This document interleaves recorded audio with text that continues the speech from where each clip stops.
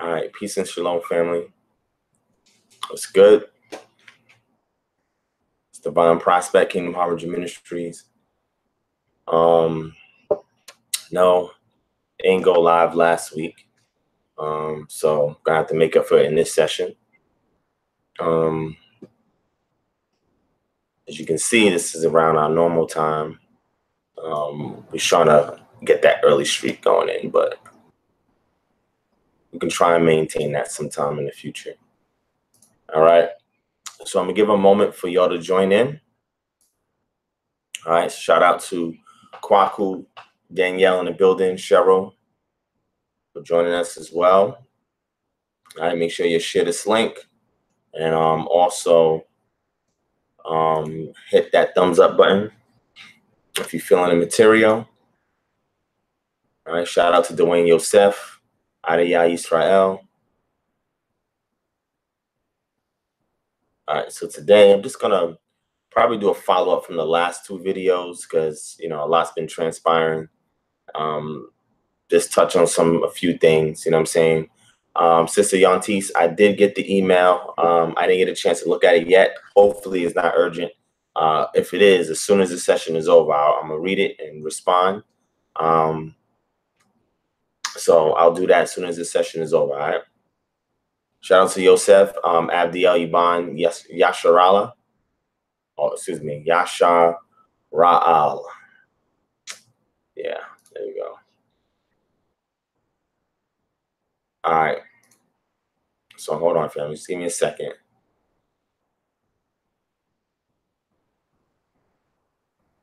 Yeah, I see that already.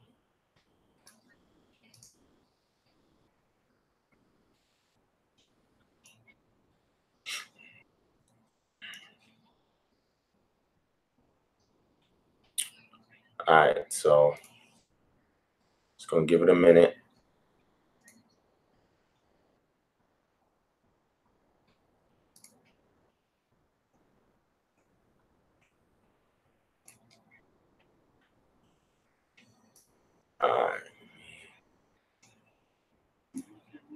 All right, so Shabbat Shalom to y'all. Those of you keeping a Sabbath on this evening into tomorrow. Shabbat Shalom to y'all.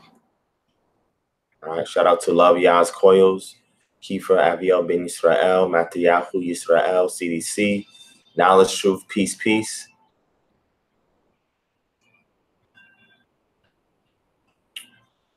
All right.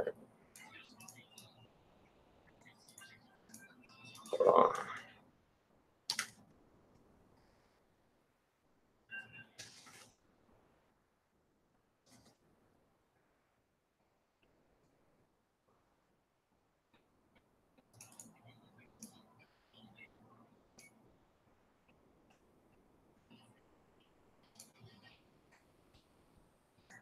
All right, hold on, family. Giving y'all a little bit more time to jump in.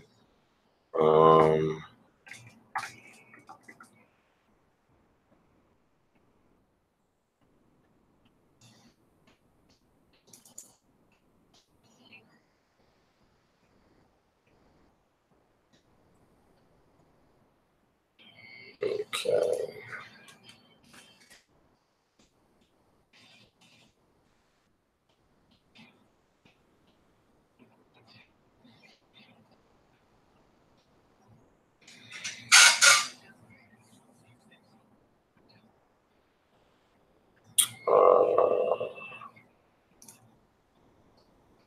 Where's this thing at?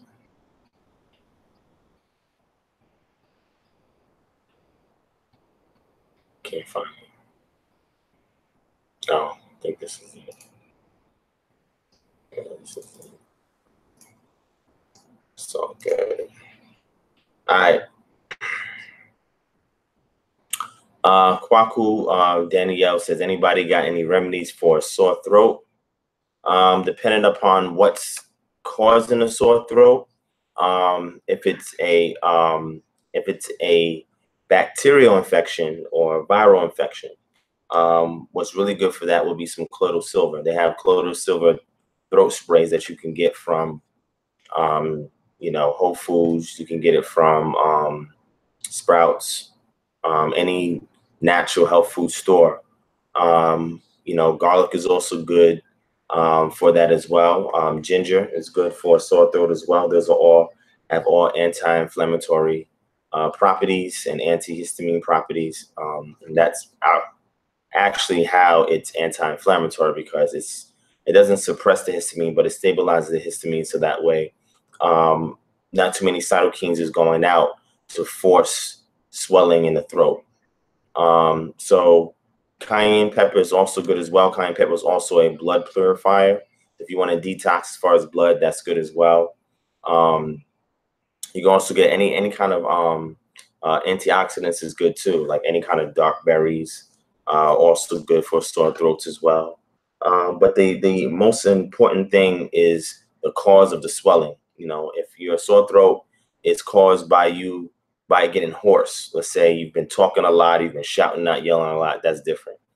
If you feel other symptoms, like if you feel lightheaded, or let's say, for example, you got a fever, lymph nodes feel swollen, all those type of things, and then you get a sore throat as another symptom, then more than likely it's a viral or bacterial infection. All right. So anything that's anti-inflammatory is good for that too. So those are just a few things you can try. It just depends on what your other symptoms are. And then, for post-nasal drip, knowledge truth, post-nasal drip, you want to do some stinging nettle leaf extract. Bromelain is good for that too, as well as quercetin.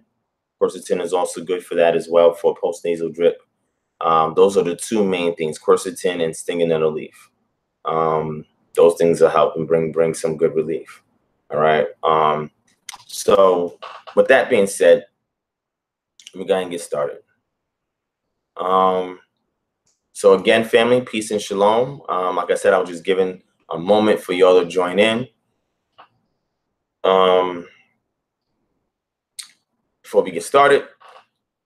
So we back with another Freestyle Friday session.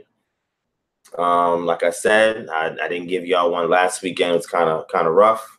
And this weekend I said, even though I wanted to relax, I owe y'all a session. So it was either going to be today or tomorrow. So I chose, let me just do it today. Because I know a lot of y'all stay harassing me. Devon, go live. When you going to go live? I liked it though. That's good. You know what I'm saying? The more interest that's shown, the more I can keep this going. You know what I'm saying? So I appreciate the support for y'all out there. Hopefully these sessions is engaging, informative, edifying, and whatnot. All right. So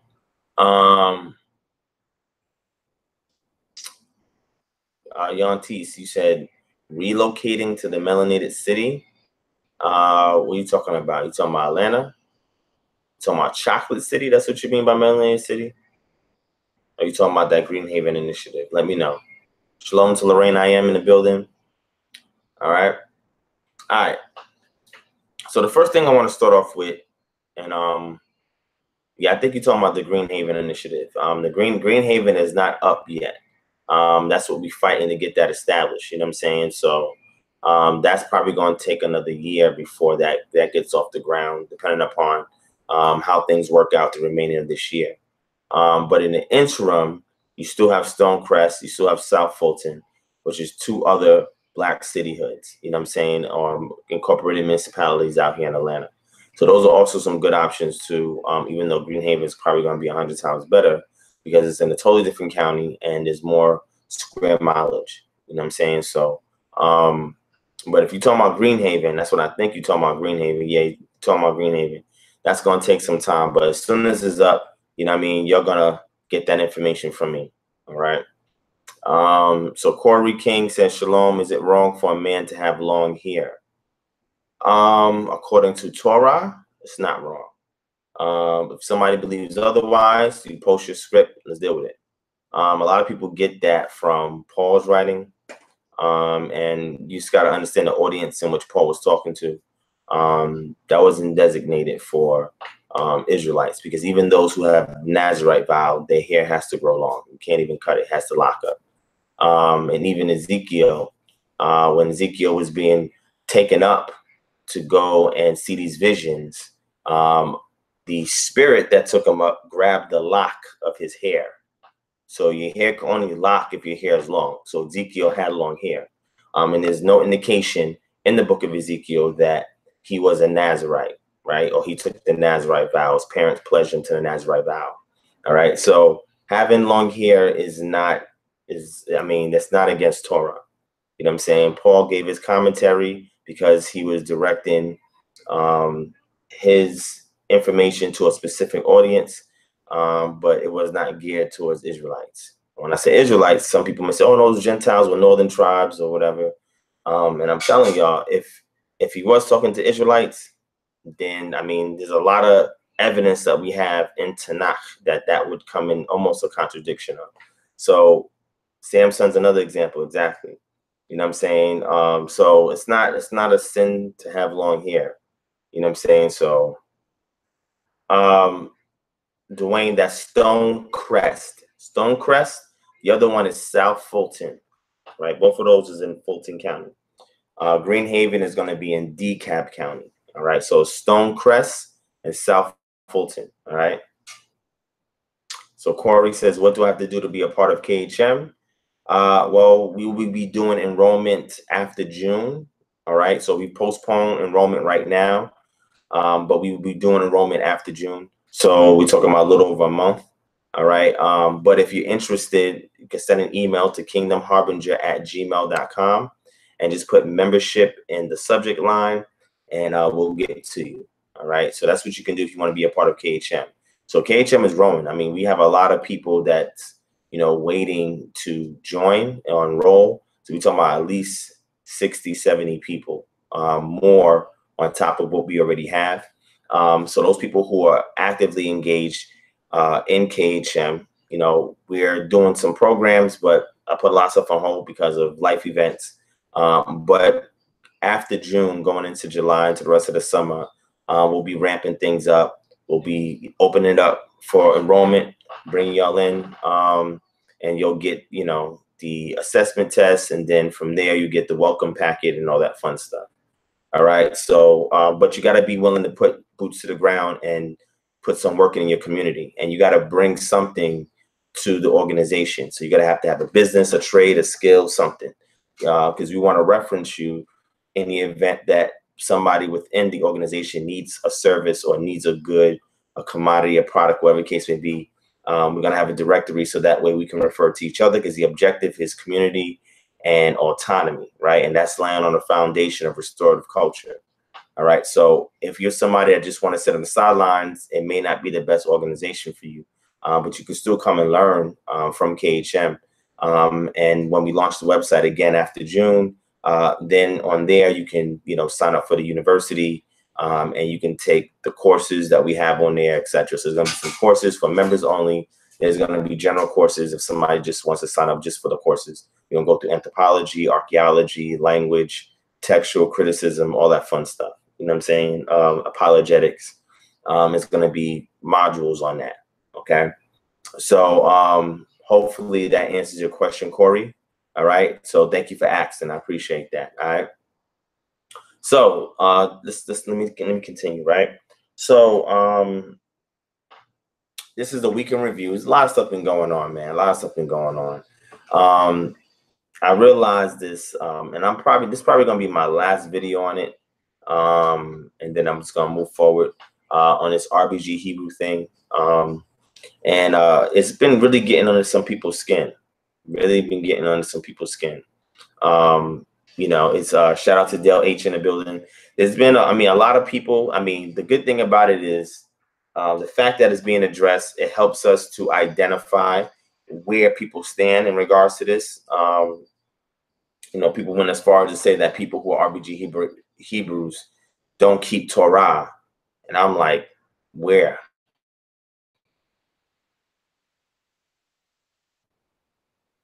You feel mixing culture with other nations and all this other stuff. And I'm like, that's not what RBG Hebrews is about. RBG Hebrews is, again, you're working with other organizations. And the reason for the colors is because it's an indicator to other organizations that you're working with, that when we come to the table to deal, this has nothing to do with theology, right? It's solely about how can we improve the social, economic, political, health, etc. condition of our people in America, and how can we leverage resources from our pacts with nations on the continent of Africa in order to get that established.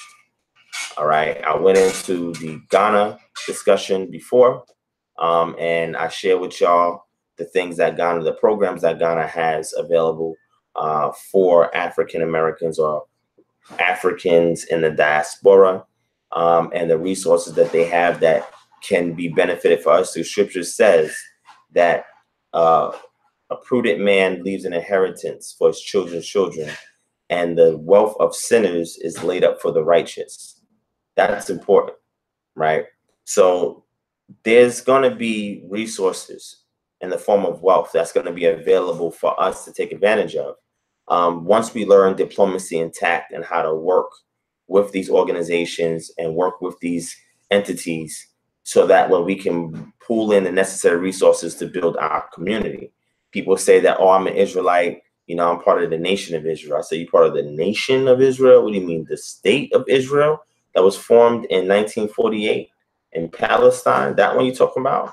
Because, you know, they got all the resources that a nation has. Are you talking about us, the ones in exile? No, we're not a nation. We're not a nation. Like I said, the best we can be is autonomous. We are not a nation, and we won't be a nation anymore until the Most High regathers us and resituates us. And he's the one that places us where we need to be. That's through divine intervention. In the interim, there's things that we have to do in order to provide breathing room so we can have a quality of life. So that way, when we become autonomous while we are waiting our placement back into the land, we don't have to cling on to the oppressive system. So when judgments reign against that oppressive system and we become autonomous, we won't be in disarray, because we will be patronizing one another and we will be dependent upon one another for our survival as we go through. All right. The scriptures is very clear that it's the earth that is going to cover the woman who's Israel after the dragon is chasing her, trying to destroy her. Jacob's trouble. Okay. So we will be in more danger if we're not thinking autonomously, and Jacob's trouble increases, right? And the reason for that is because if we are so connected to this society, to the secular realm, then when the judgments reign, we're going to be destroyed right along with it. You know why? Because we have a heavy dependency on it. So we should be so autonomous that once the Most High starts judging the secular realm of those who are disobedient towards him and those who have oppressed Israel, we'd be chilling. We'd be good because we depend on each other and we put things in place so that way we have a contingency plan when these things occur. All right. So again, for people to really get bent out the shape over colors, and we're talking about how the UNIA -ACL was the organization that was responsible for putting the colors together. Okay. And it was official in August 1920. And it was a 13 to 16 day summit that was in Madison Square Garden. And in the declaration that they put together, Article 39, so let me pull it up real quick. Somebody's asking about it. You know, people say, oh, you know, the red, black, and green the green was for the Irish. And I'm like, what? The green was for the Irish? Okay. That's crazy. And they got it because it came from the Garvey papers, right? And there was this interview that commenced. And in this interview, there were parts of the interview that was directly quoting Marcus Garvey, and then other parts where the interviewer said, and Marcus Garvey explained to me that. So he didn't quote him, but he said, he explained to me that the reds are for the rest of the world, the black is for the Negroes, and the green is for the Irish. Marcus Garvey, in his entire literature of writings, his speeches, and any audio that you can catch of him, he never mentions anything about the reds of the world. Who are these reds of the world? People say, oh, we assume it's the natives, but it's nowhere in his body of work. So this is an assumption that you're making. All right. So this is what I'm saying. You can tell through a process of elimination that when you see certain things like that and you don't see anything else to correlate it in his body of work, that somebody added that there. Somebody either embellished it, they exaggerated it, they took parts of what he said and they just lumped it together and they tried to create something cohesive out of it so that way it would make sense to the audience, even though this interviewer had an agenda. People are not taking that into account. But they're very clear in regards to why they put this thing together. Okay, so the red being for the blood the ancestors have shed through oppression, the black being representative of the Negro race of people, and the green being the land that we was displaced from, or the land that has the resources that we need, and we need to get back to that land so that way we can reap those resources. So the red, black, and green, those colors signify various organizations that come together with the sole purpose and intent of alleviating societal ills by means of cross-exchanging resources from one group to the other, working together on various projects, various events in order to bring awareness to the lost, that we need them to tap in to what it is that we're attempting to do, so that way we as Israel, our ethnic community, can start reaping the benefits by means of having associations with other organizations that may not be Israel. In the process, like I tell people all the time, your character is the best Torah that an unbeliever would see. So when you work with these organizations, whether they be domestic organizations or foreign organizations, it's your character that's going to bring them to Yah. Not you trying to proselytize to them. It's your character that's going to bring them to Yah. So this is something that's always on display, no matter where we work and no matter what we do. And like I say to people all the time, I at least I can speak for myself. I'm not saying everybody in Israel needs to be an RBG Hebrew. That's a certain niche for a certain group of people that's putting that work and reaping the benefits and bringing it back to the community. So the community can get a vicarious victory. Everybody is not called to do that. Everybody's not a diplomat. Everybody's not tactful. Okay. Everybody has a niche. Everybody has their lane. Okay. And in the process, we keep Torah. We are not compromising our worship of Yah. We're not worshiping other people. Okay. We are, especially for Kingdom Harvest Ministries, we're bringing back the pre-Israelite model, because those customs traditions that was hand in hand with the mitzvot was something that we lost when we went into captivity. And those practices nowadays is deemed as being demonic, as being pagan, which is crazy because it's all throughout scripture. And it was never condoned by Yah. It's interesting, right? So for people to really feel a certain kind of way about those colors, it's very interesting to me that you can have a huge divide with people who are beefing over colors. So those of you who are interested in the details of RBG in regards to the colors, you can go to the unia-acl.com website, and you can look up history-red-black-green, okay? And you can read it in there. All right. I showed this in 2 videos ago. I put it up 2 videos ago. All right. So you got people so into their feelings that people actually want to confront people based off of this. It's crazy. It's really crazy, man. It's really crazy. You know what I'm saying? But at the end of the day, it's not going nowhere. You know what I'm saying? It's really not going nowhere. All right. You know, we are trying to enable Israel to be autonomous by means of working with other organizations. And the objective is not to proselytize. The objective is to bring our resources, see what resources they're working with, cross-exchange resources, so that way we can get the things that we need in order for us to become autonomous while we're in exile until the Most High places us back in the land and reestablishes us as a nation. All right. So that's the most important thing. I don't know who disliked this video. I don't understand. It's really not that serious for somebody to dislike the video, but I mean, it is what it is. It is what it is. I mean, probably somebody trolling. Yeah, I agree, Lewy, Etheric, Hillel, that red people are mahogany complexion. I agree. But again, we don't have anything in Marcus Garvey's works that correlate with the reds, you know what I'm saying, of the world. We don't know what that is. Okay.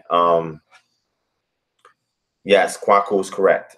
All right. And also Josiah Ford went with Matthews. They were also members of the UNIA.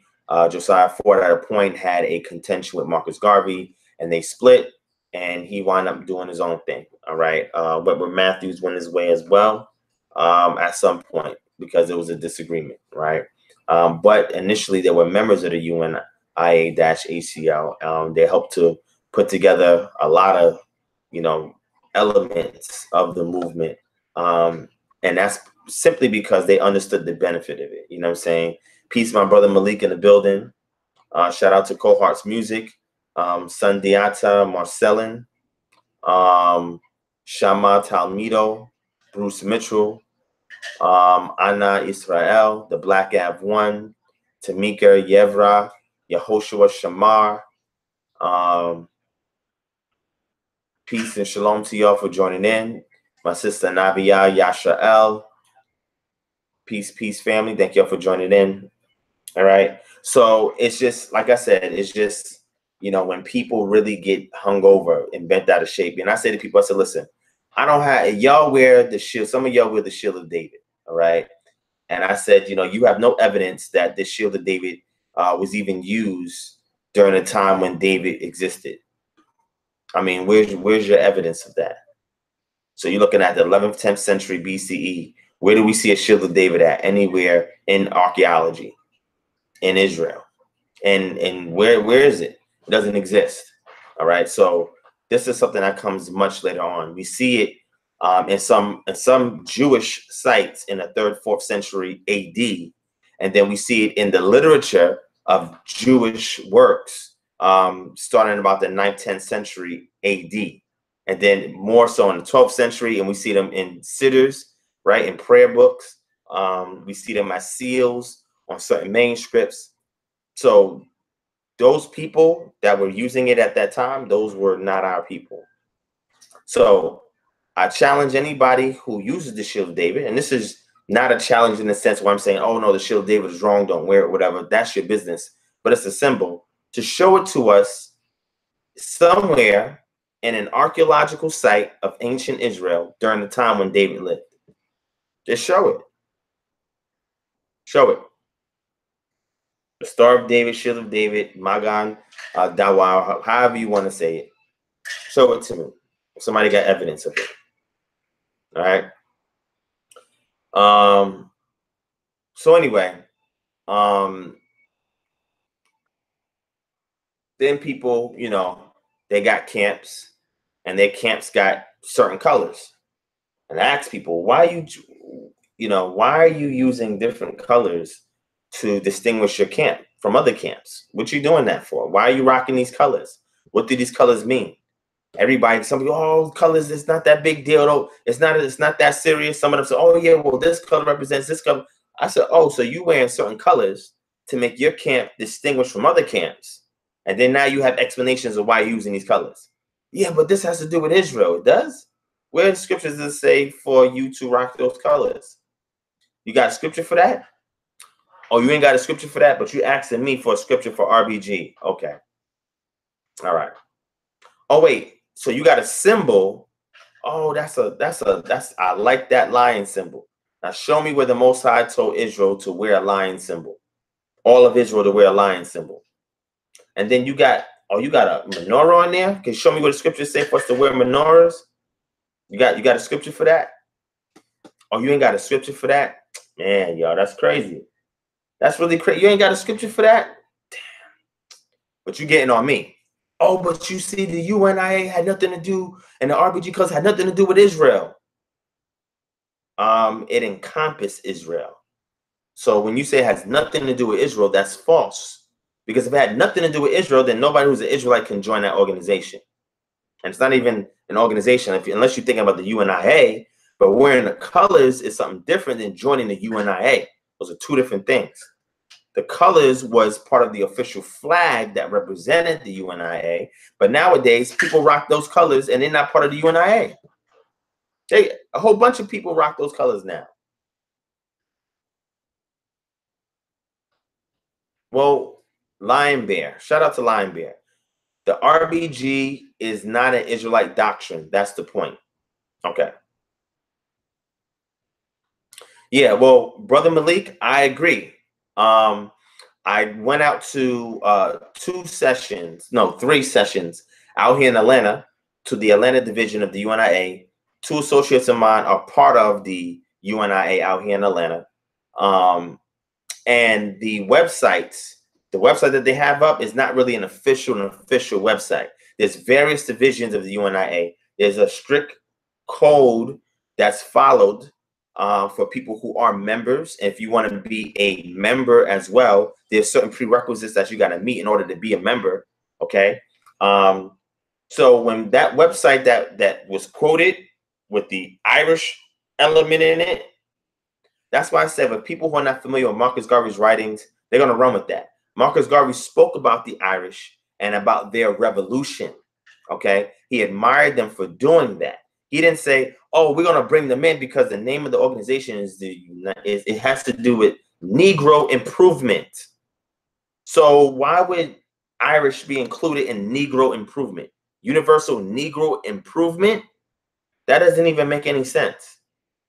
It doesn't make any sense. Then you got Reds in it, but it's Negro improvement. That doesn't make any sense. See, that's what happens again when people are not familiar with the charter. There's, a charter went out in order for this to be an organization. Did you know there's a charter that went out? You know there's requirements for you to be a member. You know that there's a code of ethics that you have to follow once you are a member, and it's a pledge that you have to make if you're a member. I'm talking about the UNIA. Had nothing to do with the colors. People rock the colors now because it's symbolic. So people are crossing the lines, man. Building with Eleazar Ban Yasharala. All right. So now look, I'm not going to make this entire session on the RBG element because I've addressed that in the past 2 videos. There's a Maccabees TV video up where me and several other brothers had a dialogue about it. All right. I was supposed to have a sit down with Tazariak in New York, but that got canceled. I know Cross the Line dealt with it twice. I think they dealt with it. I'm sure they dealt with it yesterday and last week. Yesterday I was out, so I didn't get a chance to get on the show. I would love to have gotten on the show and just settled it and move forward. And I know the week before that I was on hold for 30 minutes, right? Towards the end, and my call wasn't answered. But it's all good. ISBK came out strong. They explained what their stance was, their position on it, how they feel about it, etc. You feel what I'm saying? So I came out, I expressed how I feel. You know what I'm saying? And it's not just me. For some reason, I just seem to be the face of RBG Hebrews, right? There's a lot of brothers and sisters who rock with RBG Hebrews and have been doing so for a while. Even some that's been doing it before me. You feel what I'm saying? So I'm not the one that started this. You feel what I'm saying? I'm not the one that started this. What I did was I took that concept and I'm building something. I'm materializing something from it, right? But again, it comes with a lot of flack. You get people that get upset over it. You know what I'm saying? Like there's several brothers in here right now. One saying, how can you admire an oppressor? How can I admire an oppressor? I don't understand what you mean by that. But you can definitely building with Eleazar Ban Yasharala. You can definitely elaborate on that. Let me know what you mean when you say that. All right. Shout out to Israel Doctrine, who's also in the chat. Shout out to Megan Taylor. Thank you for joining in. Ezekiel Ben Yisrael. Lion Bear also says the RBG is not an Israelite doctrine. That's the point. Okay. You said it's not an Israelite doctrine. So when somebody likes a sports team, is that an Israelite doctrine? Okay. When somebody registers to vote as a Democrat, is that Israelite doctrine? Okay. When somebody buys a house, is that Israelite doctrine? Because you're not building your house. Scriptures tell you to build your house, build houses and live in them. You're not building no houses. You're not living in your house. So you're buying houses. You're getting cars. Is that an Israelite doctrine to drive cars? No? What about getting a credit card? Is that Israelite doctrine to get a credit card? Because you got a logo on that credit card. No? Man, what about the clothes you buy from the store? They got logos on it. Is that Israelite doctrine? You see how asinine that is, family? So what I'm saying is, if you're going to place that scrutiny on RBG Hebrews, that scrutiny has to be placed on everything in our community. Shout out to Kings Anubis in the building. It has to be placed on everything. It just sounds ridiculous. Sounds crazy. I agree, Sundiata, Marcellin, but many won't get that. Many won't get that. All right.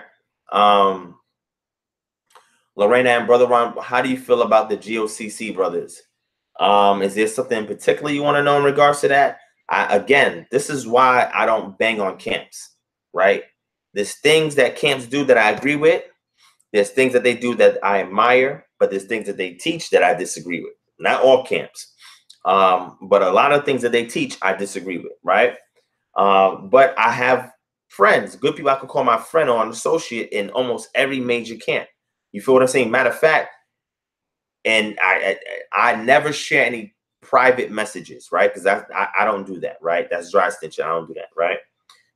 But if I had to count for y'all and tell you how many brothers and sisters were in camps, that some of them now are part of KHM and some of them are just support the organization, we're looking at almost 100 people that used to be in camps that are not in camps no more. And I got so much messages that I have not gone through yet. I have over 3,000 plus messages that I have not gone through yet.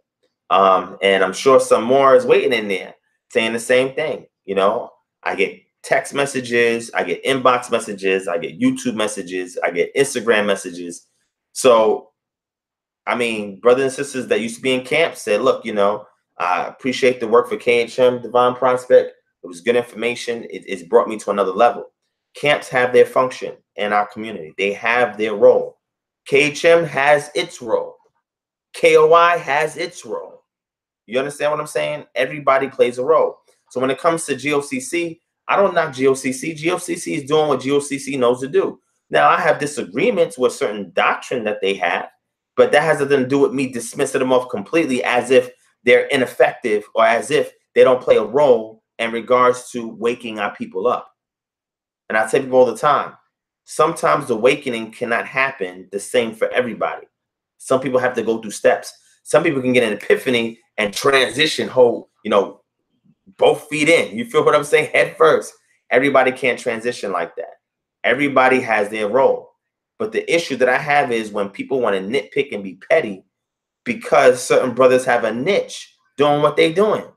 And even the people who have an issue with me talking about RBG Hebrew and anybody else that uses that moniker, y'all got issues with other people in Israel as well. Y'all separate yourself. Matter of fact, one of the people, opponents to RBG Hebrews, told me specifically the camp that he's a part of, they wear the colors that they wear. I'm not going to say what colors this is.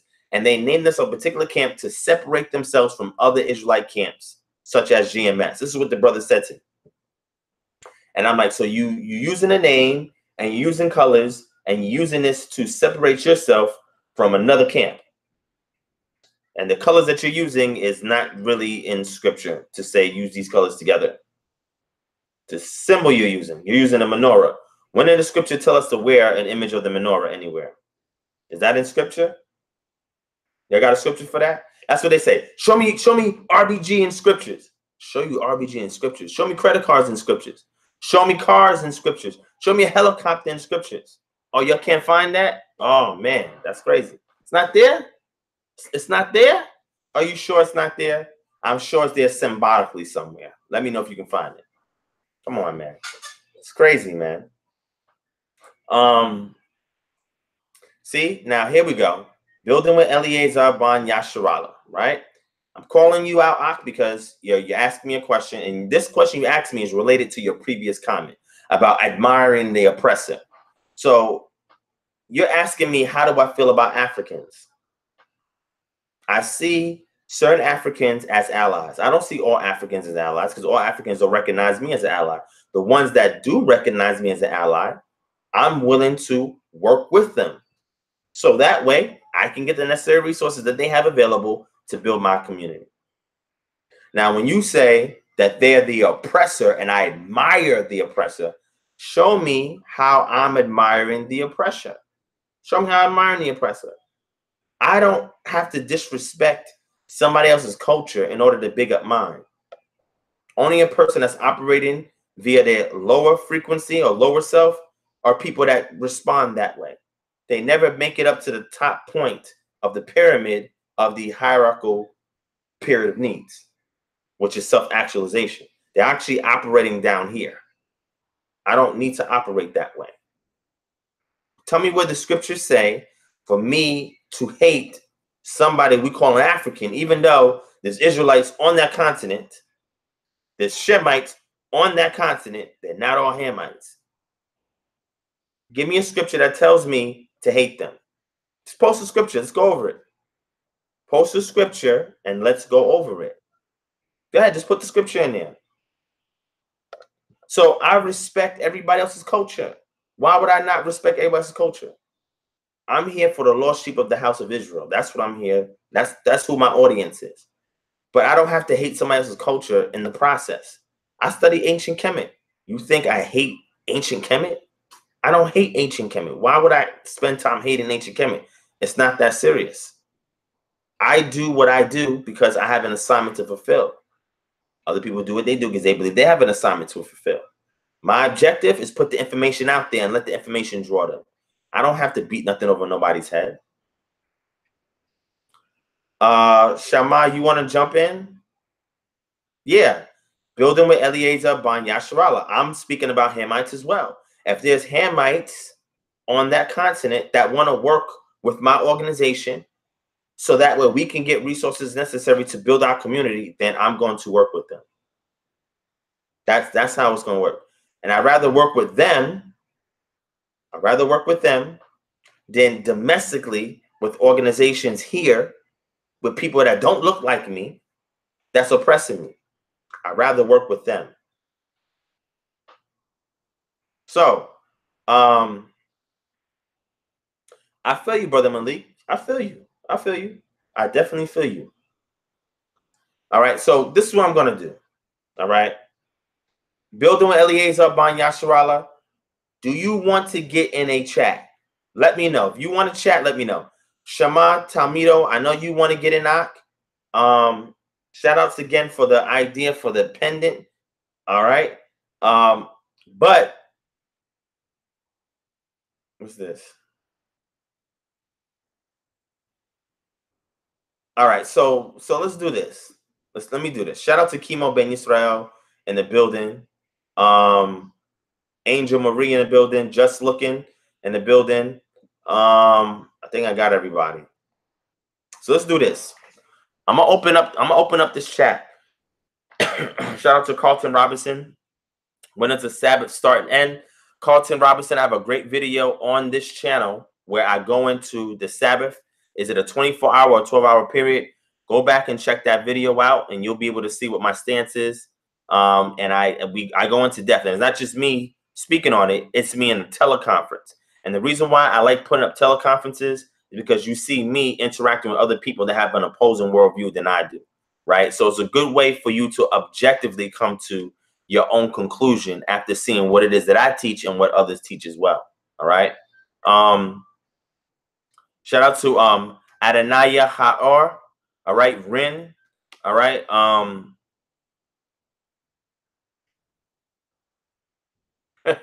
Dwayne, I don't know, Ak. All right, I'm gonna let you in, building with Eliezer Ban Yasharallah. Anybody else want to join in? I'm gonna put the link up. And I'm gonna tell y'all again, I always give y'all stipulations before we start. No cursing. If you curse, you're gone. Right? No cursing, because families watch this channel. So I'm not gonna have y'all be ignorant and just, push away an entire demographic that is watching this channel. So no cursing, all right? No disrespecting and cutting anybody off. Wait your turn. Show discipline. Wait your turn to speak. All right. And the third thing is I have no problem with you disagreeing. No problem. But if it turns to disrespect, you're gone. It's that simple. And anybody that's familiar with this channel knows that I'm a very, very tolerant moderator. And I've had people on this channel that had opposing views with me and even tell me how they really feel about my doctrine, whatever the case be. I have no problem with that. As long as you don't go to the ad hominems, we good. You can say what you want. As long as you're not cursing, cutting off, and being disrespectful, you good. But once you start cursing and being disrespectful, you're gone. So if you can abide by that, then I'm going to post the link. Y'all can jump in. Anybody that want to come in, y'all can come in. All right, here you go. Shout out to my brother Quincy Claiborne in the building. That's my dude right there. Shout out to Quincy, man. Now, tomorrow out here in Atlanta, Saturday and Sunday is a Malcolm X Festival at West End Park. All right, Malcolm X Festival. Yo, Devon, you going to the Malcolm X Festival? Look, watch people getting their feelings about that. You going to the Malcolm X Festival? Yes, I'm gonna be at the Malcolm X Festival, and I'm gonna have something RBG on as well. I mean, if there's a problem, y'all don't like that, I'm gonna be at West End Park Saturday and Sunday. All right. So y'all let me know. Shout out to I call him my uncle, Hebrews in the hood, Mikhail in the building. All right. So the link is up there, man. Y'all want to join in? Click it. Just get in. All right. But y'all need to really just, know how to carry yourselves, man. So the link is there. Click on it, log into Google, and jump in the chat, and let's chat. All right, let's chat. So everybody has an issue with what I'm saying about RBG, Hebrew, even though I told you I don't want to stay on this subject. I want to talk about other things, transition, doing Q&A and everything. I never really have a lot of Q&A, but I wanted to have some Q&A tonight. Yeah, Lorraine, I agree. If that's how you learn, that's fine. Just make sure you have a solid foundation. Carlton Robinson says, I'm in the ATL now. Okay. Carlton, email me. Let me put my email up in there.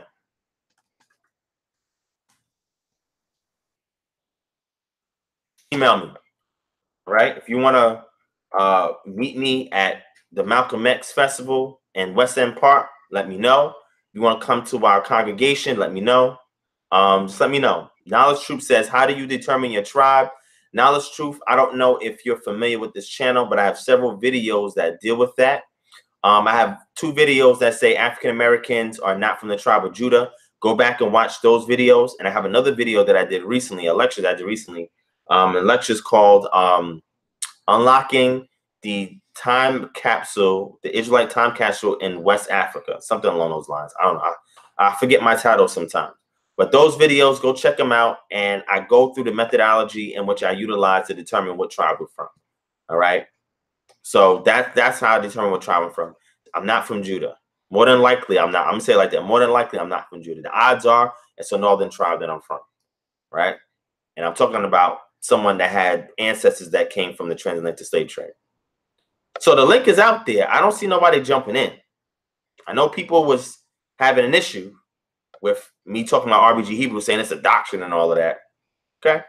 You have an opportunity. The link is there. Click on the link and let's get in the chat and let's talk. Unless you don't know how to keep your composure or something like that. CDC said, who do you think Judah is? Most of Judah, building with Eleazar is no beef. There's no beef. We're just talking. We're just building. You feel what I'm saying? But get in the chat and let's talk. It's all good. Get in the chat and let's talk. I know it's no beef. It's cool. You know what I'm saying? It's cool. But anyway, man, what was I saying? Just forgot what I was saying. Dang. That fast. Well, you don't got to be computer savvy. Just click on a link. I'll put it there again. Click on the link, log into your Google account, and it'll come right up. If you have a camera, great. If you even have a mic, great. If you don't have a camera or a mic, then you may not be able to get in at all. Or it may let you in, but you can't really interface or do anything. Just click the link right here. Click the link. Log into your Google account. It's a window's going to pop up. It's have a green button. You click on it to join in. That's it. Jamali Lewis, shout out to Jamali Lewis. You can become a student. Email us at kingdomharbinger@gmail.com. And what I can do is just go over some basic tenets with you, share some material with you to kind of prep you. And you can just go through the videos. And if you want to enroll as a member for KHM, you'll get more information there. You know what I'm saying? So just email at kingdomharbinger@gmail.com and we'll take care of you. All right, Jamali Lewis, appreciate that. All right. Oh, thank you, Chemo. It's my dude right there too. Yeah, well, Eleazar, it's okay if you have iPad Pro. Just click on the link in the chat, the link that I put, log in. Do you have a Gmail account? You should have a Google. Everybody just about has a Google account, Google Plus account, Gmail account. You have a Gmail account if you have YouTube. Well, not necessarily, but most of the time people do. But you should be able to click on it and see. So thank you, CDC. Thank you, Chemo CDC. I appreciate that. Roderick Crawford, you are 1,000% correct. That's why I said after this video, I'm really not going to get into no more. But as you can see, people is really, and you know, one thing I realized, I said to the Most High, I said to the Most High, you know, I had to really contemplate and say, are my contributions really valuable to Israel, right? To our community. And I say that because okay. Shout out to Arius. He just joined us. I'm gonna mute you real quick, Arius. I'm gonna get to you in 1 second. All right. All right. I'm gonna get to you in 1 second. So I said to Most High, is my contributions really valuable to our community? And I had to think about that. And I'm saying, I say sometimes myself, I don't think I'm doing enough for the community. I'm doing what I can. I believe I could do more when I'm able to do more, and I want to do more. But I realized, and I said to the Most High, I said, Most High, if I never existed in this community, would those contributions, like if I wasn't here or whatever the case may be, let's say time warp or something like that, the contributions that I make, how impactful are they to the community? You feel what I'm saying? Like, to get people to think critically, to get people to utilize methodology, to get people to find other means that are unorthodox and eclectic in order to come to a conclusion that is divinely led, utilizing concrete faith, not blind faith, and various things, you know, that I've brought to the forefront in the community. Israelite culture, the calendar reconstruction, the RBG Hebrew thing, the biblical exhumation apology for the Black conscious community that I did, what I dealt with the grave sites and everything like that. I mean, you know, numerous lectures and material and information. And I told the Most High, I said, I don't know if the community would miss me. You know what I'm saying? If it even was that serious. And he told me, he said that that's a problem. For you to even be thinking that is you questioning why have you there. I said, that makes sense. So I realized that my contribution and my assignment in the community is to bring certain things on the forefront so we can confront it, we can deal with it, we can move forward, and we can be strengthened and edified and encouraged behind it. You feel what I'm saying? So I just thank the Most High for being the one that's qualifying me to do what I'm doing. People have opinions. I'm not bothered by people's opinions. Everybody has an opinion. I'm not bothered by people's opinion. I'm mostly concerned with how is your opinion translated into something tangible that is restoring our community, that's fixing and building our community. And if you are doing something, then hey, let's talk. If you're not doing nothing, then I have to question how much time I'm going to allot and invest in somebody that's really not even getting off their couch to really apply the things that they're talking about. You know what I'm saying?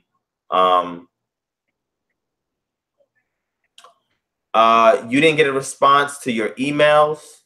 Email me again right now so I can see it while I have this up. And that way I can give you priority.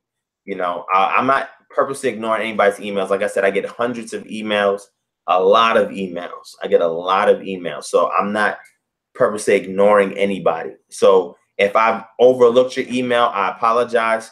Send me a reminder, you know, occasionally until I respond. I'll get to you. Hold on. Let me. Oh, my brother Shema in the building. I'm gonna get to you in 1 second. I know you riled up. I know. No, I got you good. You good. You good. You good? I'm not purposely ignoring your emails. I'm going to get to your emails. It just may take some time because I get a lot. All right. So I'm not out there disrespecting anybody. You feel what I'm saying? So just, I'm going to get to y'all. All right. All right. So I'm still waiting for my brother Eliezer to jump in, or anybody else that had an issue with the RBG. Shout out to his son, his chosen. Shout out to Tina Loving Yah in the building. Shout out to DEGUCC.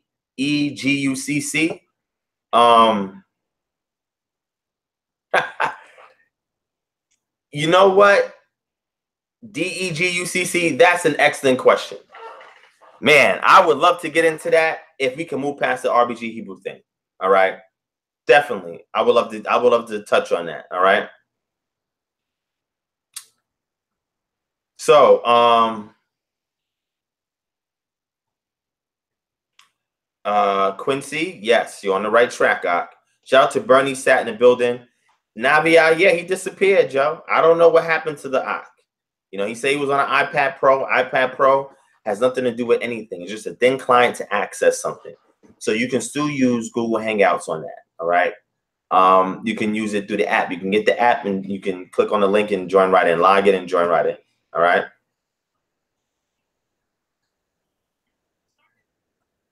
I agree. Roderick, you're making a lot of sense. Some books. All right, just shoot me the email. I'm looking. I don't see your email. So send me a reminder email. All right, or forward the original email to me and let me get to it. All right, hold me accountable. All right. Shout out to Curtis Brown that just joined in. Shabbat Shalom. All right. Ezekiel, that's a great question. Matter of fact, can somebody in the chat, I don't know who it's going to be. I would love for my moderators to do it. I think I only have one moderator here right now. Can y'all grab some of these questions? Somebody grab Ezekiel's question, unless Ezekiel, you can remember that when I do the Q&A. And somebody also grab DEGUCC's question about what's your take on spell casting like Moses and Kemet. All right. So somebody grab those two questions for me because I want to answer them. All right. I want to answer them for y'all. All right. All right. So first of all, let me let these two brothers speak because they just joined in. Well, a third person just joined in. ID just joined in. I'm gonna let y'all speak in the order that y'all came in. So I'm gonna unmute you, give you about 5 minutes to rock out, and then I'm gonna move to the next person. All right. So just at least the intro, you know, what you want to introduce to the discussion. All right. So first I'm gonna go with my brother Arius in the building. So Arius, you can unmute yourself. All right. Shema, I'm gonna mute you real quick. Albert, I'm gonna mute you real quick. Arius, you go ahead, Ak. You got 5 minutes. All right, can you hear me? Yes, I can hear you. All right. First off, I just want to say shalom, man.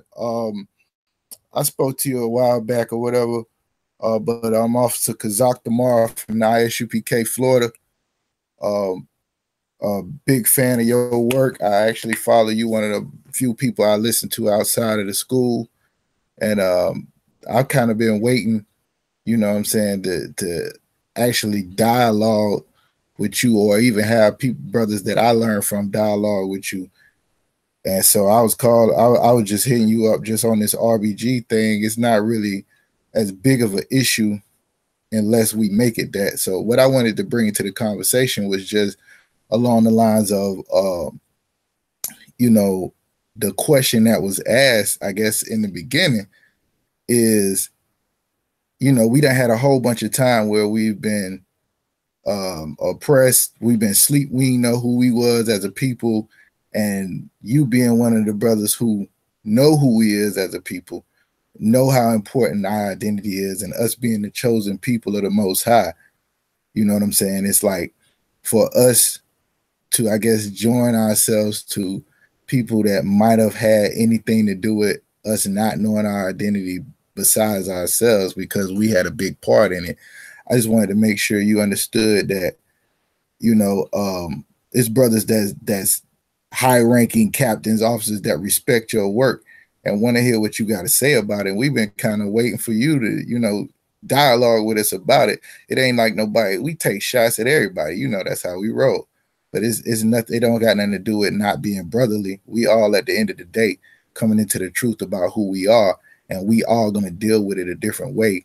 You know what I'm saying? But the point is, for brothers who actually study, who know what they talking about and actually got something to say about it, you know, it would make sense for us to hear your side of it, not just have somebody like Garfield calling in trying to speak on behalf. He don't even consider himself a Hebrew. So I would respect what you would have to say more so than a brother who does not adhere, who don't even really believe the Bible like that. You understand what I'm saying? All right. I appreciate that. My brother Arius, yes, I do remember you, man. I see you in Hangouts and everything. You feel what I'm saying? I much love to you, Ak. And are you an active member of ISUBK? I can't hear you. You gotta unmute yourself, Ak.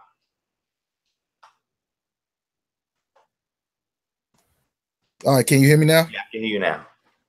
Yeah, I'm an officer of 1,000 in ISUPK down here in Florida. So awesome. Yeah. So I'll mute you real quick. So you see that, family?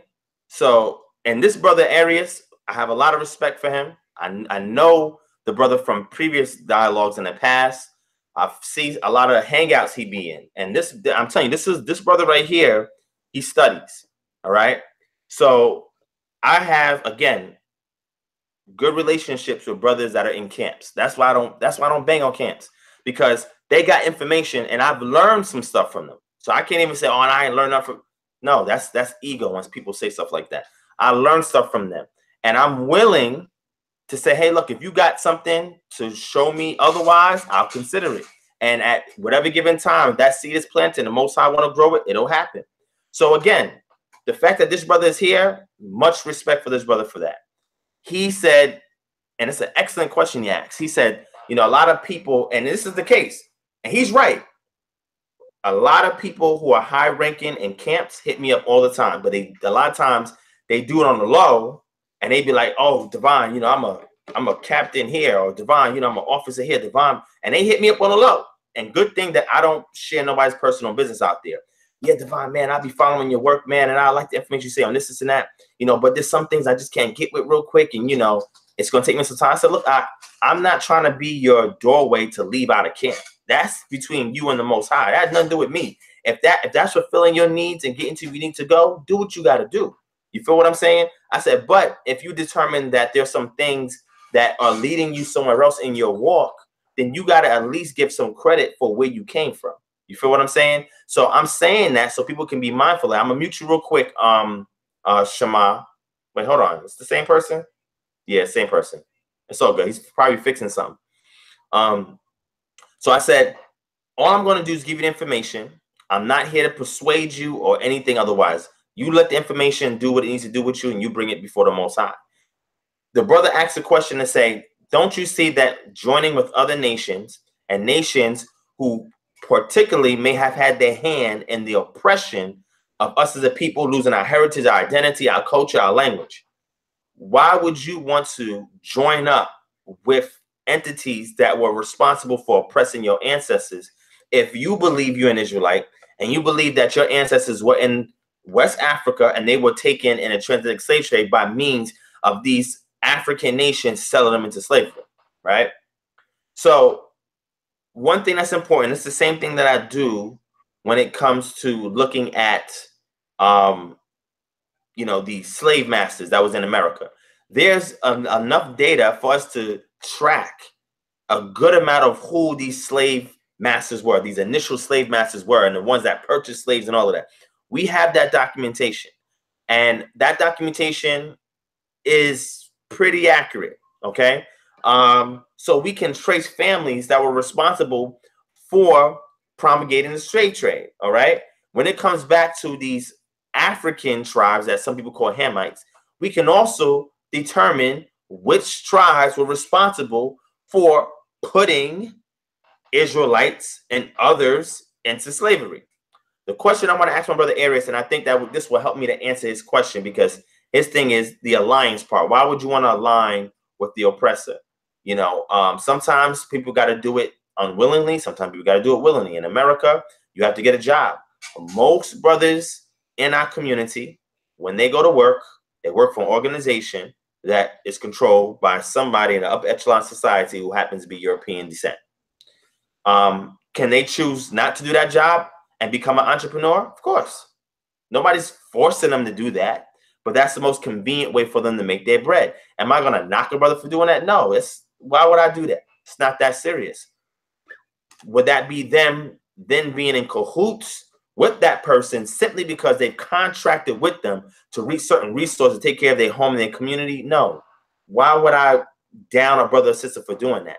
Because there's individuals in the Israelite community that say, hey, if brothers and sisters are really real about this walk, they'll work for themselves. They grow their own food, they build their own house, they have their own business that they're only doing with their community, and then they will keep themselves as much at a distance from the oppressive system and the upper echelon elite as much as possible. Are those brothers and sisters wrong for looking at the other brothers and sisters that are working 9-to-5 jobs? Are they wrong for telling them that they're wrong? Of course they're wrong for telling them that they're wrong, because everybody's walk is different. And I say to those brothers, unless you're going to support all those people that's doing a 9-to-5, you don't have the right to judge them in their situation. You have to find a tactful way of conveying an alternative that is convenient for them, that once they transition into it, they have the least adverse effects from. So the question I'm going to ask my brother Arius, and my brother Arius, this will help me explain what I'm trying to say, because I've shared it before, but it's to help me explain what I'm trying to say. Do you believe that there was a kingdom of Judah in West Africa? Yes or no?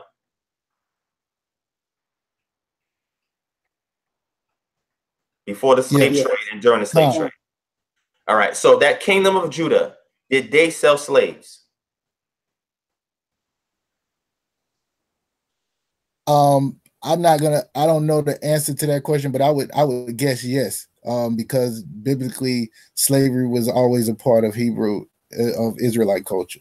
So let me say servitude. Let me say that. Servitude. Okay.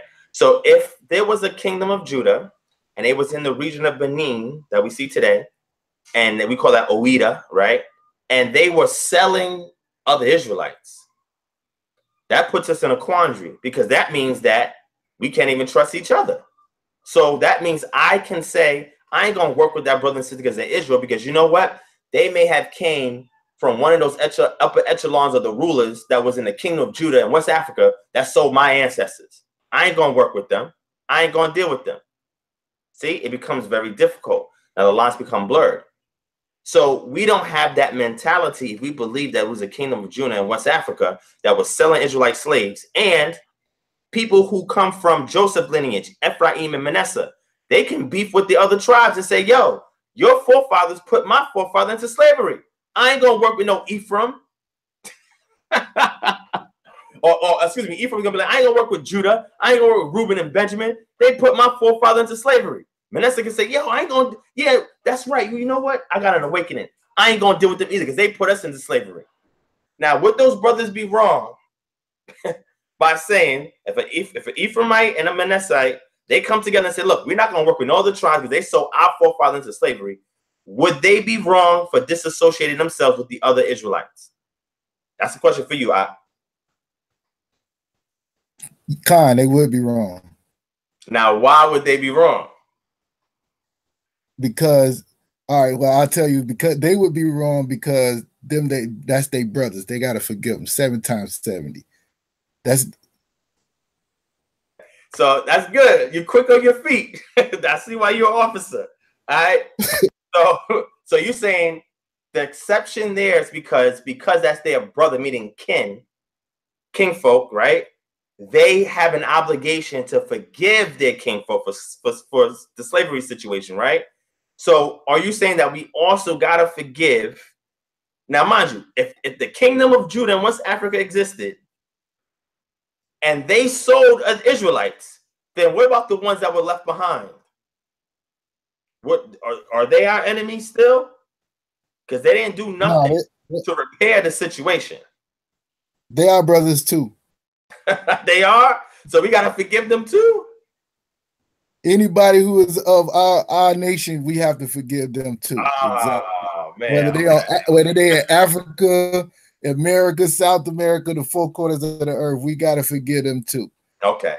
So when we forgive them, does that exonerate them for what they did to our ancestors?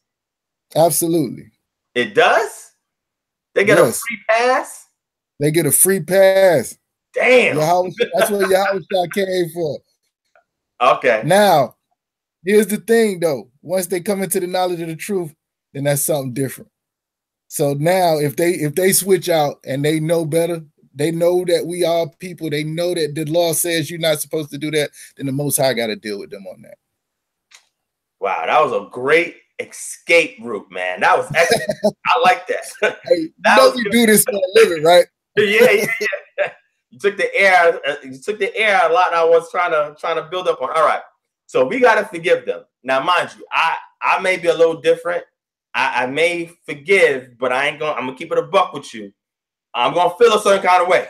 You know what I'm saying? But with the other nations that did sell us, they don't get a pass because they're not our kinfolk. Is that correct? Yeah. See, if you don't mind, I would like to something you asked a little bit earlier.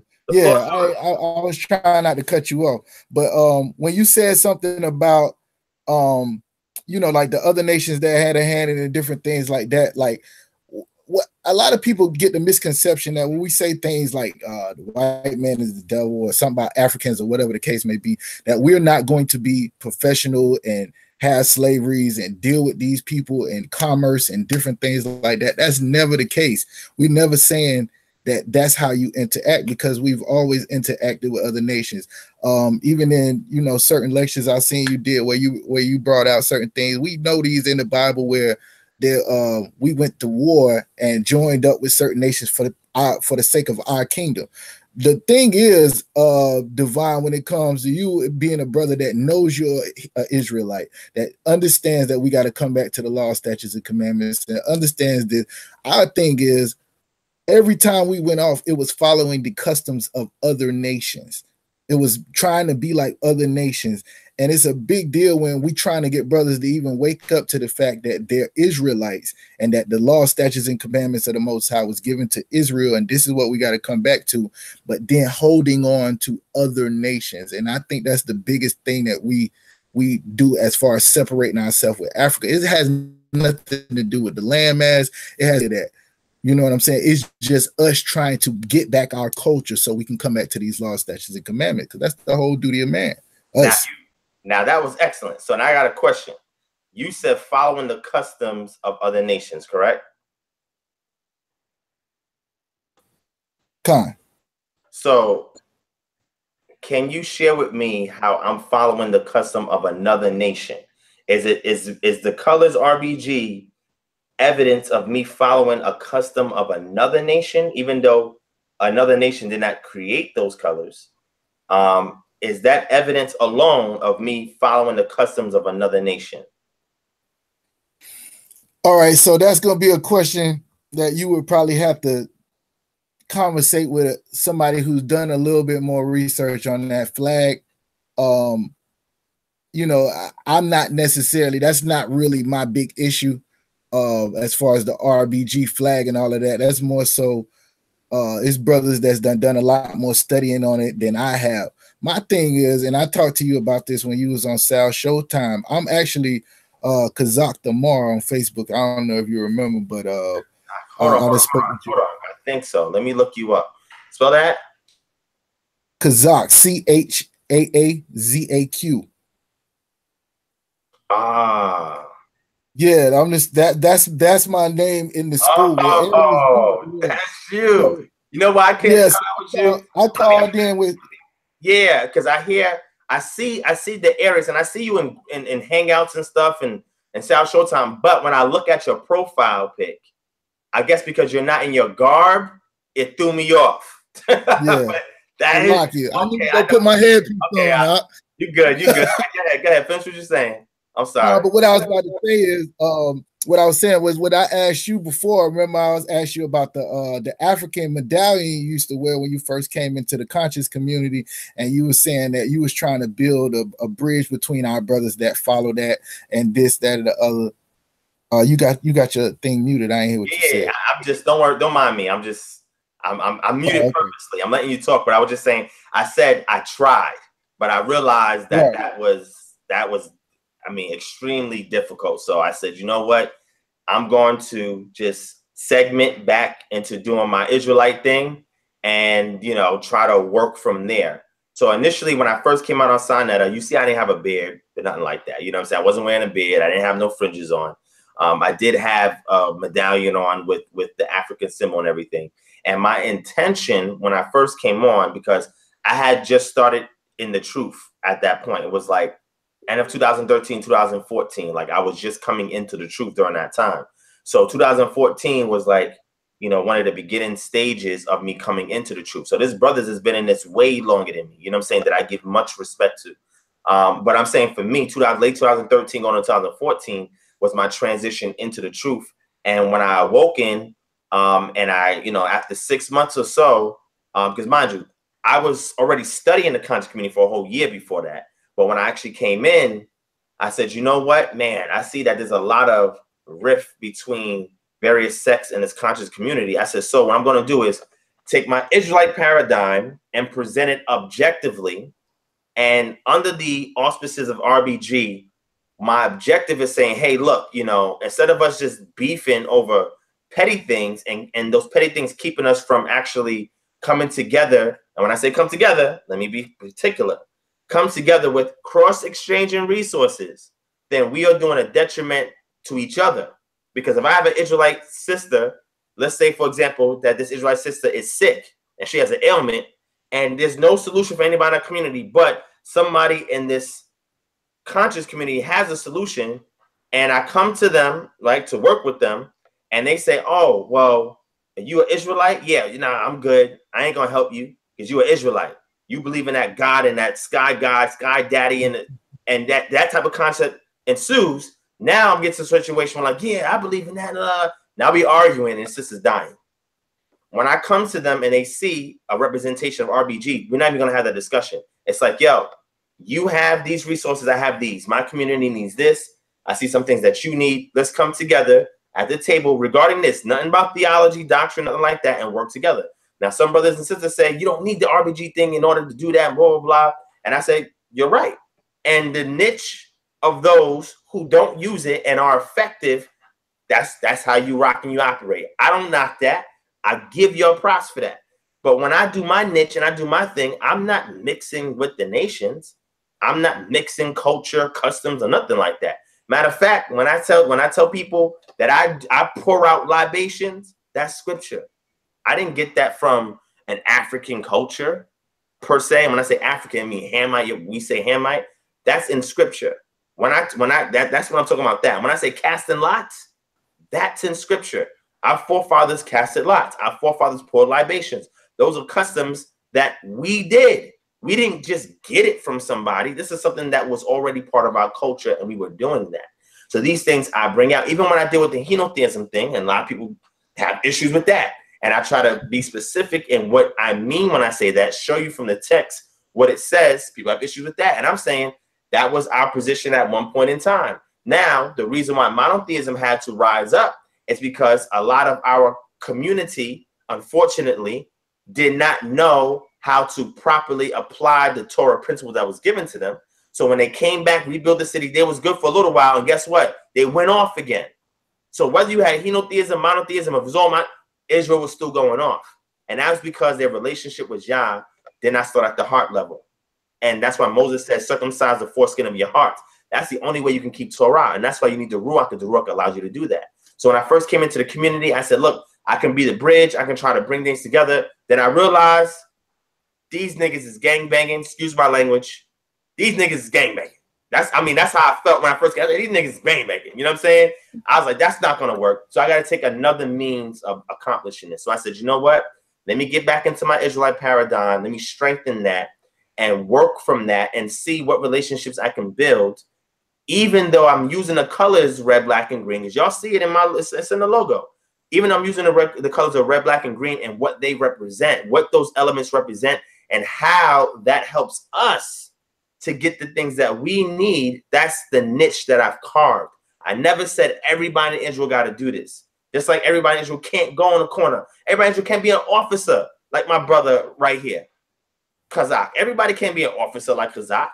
Everybody can't be over here commanding that. Everybody can't do what he do. So he can't tell another brother, oh, you got to be an officer. Nah, that's his call. That's his assignment. And I respect the brother for that because he puts in work. I'm saying my niche that I'm carving is only to work with these organizations. And the RBG means when I come to the table, we're not talking about theology.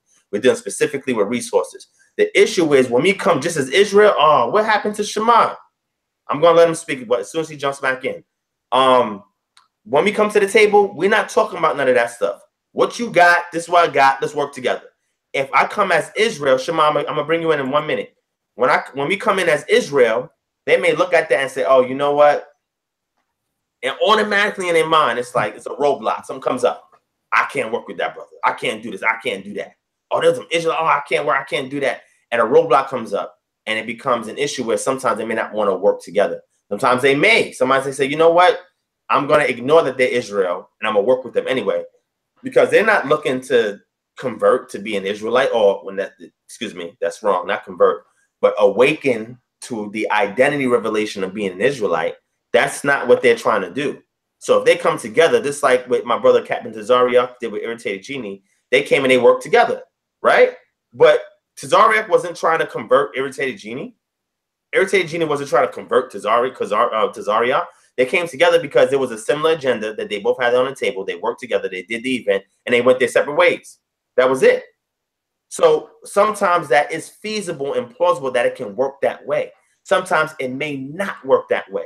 All I'm trying to do is use this element. It's just colors. These colors that other people can acknowledge, work with them in regards to resources and move forward. Now, last thing I'm gonna say for my brother Kazakh, and I'm gonna bring you back in after I let Shema and Israel Doctor speak a little bit. I want to say this. Damn, I just forgot. Hold on. What was I gonna say? Damn, what was I gonna say? I just forgot what I was gonna say.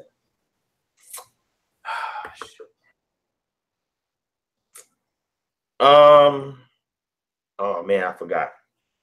I was talking along the lines of working together, and RBG colors. I forgot. Damn, my bad. I'll get back to it. It'll come to me, and I'll come back to it, and I'll continue the dialogue with you. Let me just place you on hold for 1 moment, because I get back to you. Let me jump over to my brother Shema. Shema, you have the floor. 5 minutes. Introduce what you want to bring to the table, and I'll get back to you when we come back. All right, and then from you, I'm gonna get to ID, and then we're gonna continue on. So go ahead, my brother.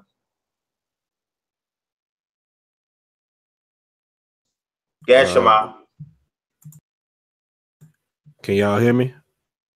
Can you hear me? Hello? Con, I can't.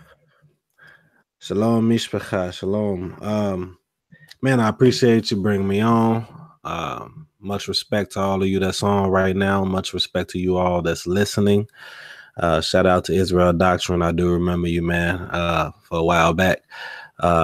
Much respect to Divine Prospect, man. I've been, I want to say listening. You know, I wouldn't say following until as of late, but more so listening to you for years. You know what I'm saying? And I took a little while off for about 3 years on the scene of, like, you know, presenting things, and people say debate or teaching or whatever you want to call it. But I want to bring something out, man. I want to say, first of all, as far as the iPad Pro 10, everybody, I got to be objective with the brother that you all was talking about. The reason, you know, when you brought me on, I had that little issue because I got an iPad 10 or iPad Pro, whatever you want to call it, and it was giving me problems. So, you know, being objective, it could be true what was taking place with the guy, you know, because I had to transfer over to my computer. So I want to put that out there. Another thing, man, I really wanted to come on because this brother right here, man, you know, I'm not a student of divine prospect. I want to let you all know that. But I'm a student of life. And anyone that presents things that is not only objective is huge in my presentation, man, because I know what our so-called Black community, we are very subjective. We don't even realize it, y'all. We're very subjective. For those of you that might not understand or know what subjective is, we are very emotional, go off emotional responses, off of things and feelings that we have dealt with, that we can associate with, and we apply it to the current subject of what's going on right there. Or, you know, our surroundings and things like that. I'm not coming on here trying to teach. I just want to put that out there. This brother is very objective. This is why I took a liking to him and his teaching. Amazing. When he says stuff, and I know I got 5 minutes, so please time me. Let me know to shut up when I need to. I took a liking to it because of the style, and of us in the so-called Hebrew community, y'all. We're powerful. We the children of the Most High. You know what I'm saying? But we're very powerful. But we have, I guess you could say, I won't say elite, but we have people that bring things out of us, the better part of us, in order to allow us to teach better or present better. You know what I'm saying? So we have all these different tools, but maybe we don't have the proper presentation. You know what I'm saying? And objectiveness is the most profound to me presentation. I just want to put that out there. What else I bring out? I just want. Oh, what did I write down? I took some notes. I wanted to say, as far as the RBG, I want y'all to look at this, man. I put a post out a while ago. I get it, and I know this brother gets it too. I know Divine Prospect get where you all are coming from. I get it, but I need y'all to step back for a minute and just look. If we're going to be so hung up on what's transpiring, well, what he's presenting, what he's doing, and things like him, like he said, people did this before him. He's been in this since 2013, 2014. It's people have been in it before him. You know what I'm saying? Doesn't take away from his scholarship, or doesn't take away from his previous way of discerning matters and studying and presenting. But yeah, you all been in before him, you know, perhaps myself as well. But we have to look at it being strategic. We have been at the bottom from the beginning. Every movie, everything we could think of has been representing us, has been presented from a standpoint of someone else. Okay, so I believe that when we look at RBG, and then we look at our own lifestyles. He brought it out already. He said it before I could, so I'm not going to go into that. But look at our life. We deal with Walmart. We deal with all these other things. If we're going to pinpoint him taking a position of RBG, not that he's taking it from a custom standpoint, not that he's taking it from a nationality standpoint, more so of a political standpoint. I know y'all heard this already, so I'm not going to speak on it, but I want to bring something to the table as far as what you can relate to. You go to Walmart every day. Some of y'all eat fast food all the time. You go to McDonald's, you go to Burger King, you go to all these places. And I'm not trying to compare, but I'm trying to bring some perspective. You're associating with these different people that's not us. Now, some will say, well, you know, I got to be in it because I'm in captivity, X, Y, and Z. No, you don't. Because I'm going to tell y'all my stance on it. I agree, I understand the captivity standpoint, Deuteronomy 28, all that stuff. But at this point in 2018, we do not have to go to McDonald's anymore. We do not have to go to Walmart anymore. We really don't. If I told y'all what I'm doing right now, you'll be surprised. You don't have to do a lot of this stuff. So what I'm saying is we have to be careful when we have a brother like this brother right here. I don't agree with everything my brother is saying, but I am surprised that he has some of the same outlooks on different things. Not surprised like I'm some whatever. No, I'm saying because the objective thing, we don't have that in our community, man. Take ourselves, I'm gonna say this last thing. I hope. Take ourselves out of the mix. Take Christianity, Hebrew Israelites, take Bible out of the mix. Just look at black people as a whole. We're very subjective. We look at stuff from an emotional standpoint, and it's a reason, y'all. Watch this, and I'm gonna show y'all this. I recommend this, and I want to shout out to Brother Divine Prospect for this, and then I want to shout out to Dr. Joy. You know, I'm a student on research. I want everybody that's looking, and I can't see myself, so hopefully y'all can see this. Everybody that's on this right now, I want y'all to get this book. It's $19, y'all. I'm only on page like 30. This book is called, he brought it down in his lecture. I don't know which lecture it was. You probably know what it is. It's called it's newly revised and updated, but it's post-traumatic slave syndrome. Now, what this is going to do, why are you bringing this up, Shema? I'm trying to come on here and be a little different. Not saying different from a standpoint of him, because he's trying to answer all y'all questions in a fashion of whatever you present. But this right here, aside from the Bible, y'all, we looking at the Bible like a fairy tale. I want to tell y'all that right now. Some of y'all won't agree with me on that standpoint, but I'm gonna tell y'all that I agree with myself on that. We're not too different from Christianity. I'm sorry, y'all. I love all of you. We're keeping the statutes, laws, and commandments, things of that nature. But from a standpoint of looking at it from a custom standpoint, from a cultural standpoint, from a reality standpoint, from a lifestyle standpoint, we're not looking at every intricate situation. And that's what this brother is doing. I don't know why I'm looking at this screen right here when I'm over here. That's what this brother is doing, y'all. He's looking at it from a reality standpoint, everybody. If I'm too loud, shut me up. He's looking at it. So my brother from ISUPK, correct me if I'm wrong.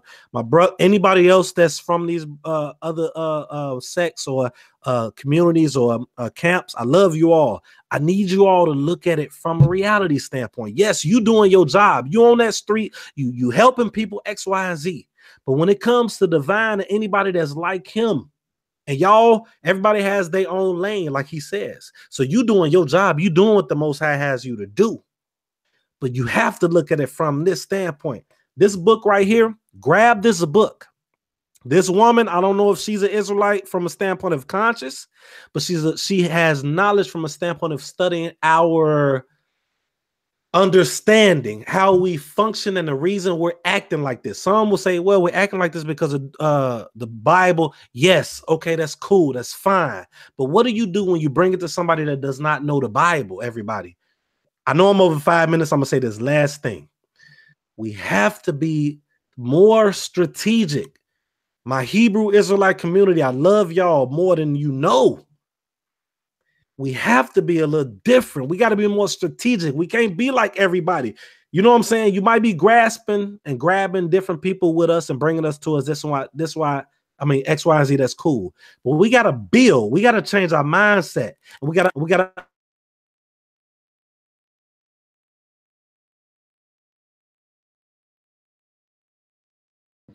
I can't hear you, brother. I don't know if other people can hear you.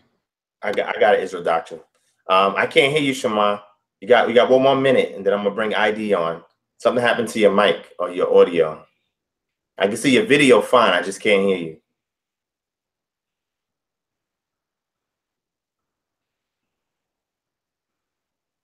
Nah, still can't hear you. He was going in. All right, so see if you can work on that, and I'll get back to you. Let me bring in Israel Doctrine. Want to make sure that yes, that's the book. Show the book one more time. You see that, family? Post-traumatic slave syndrome.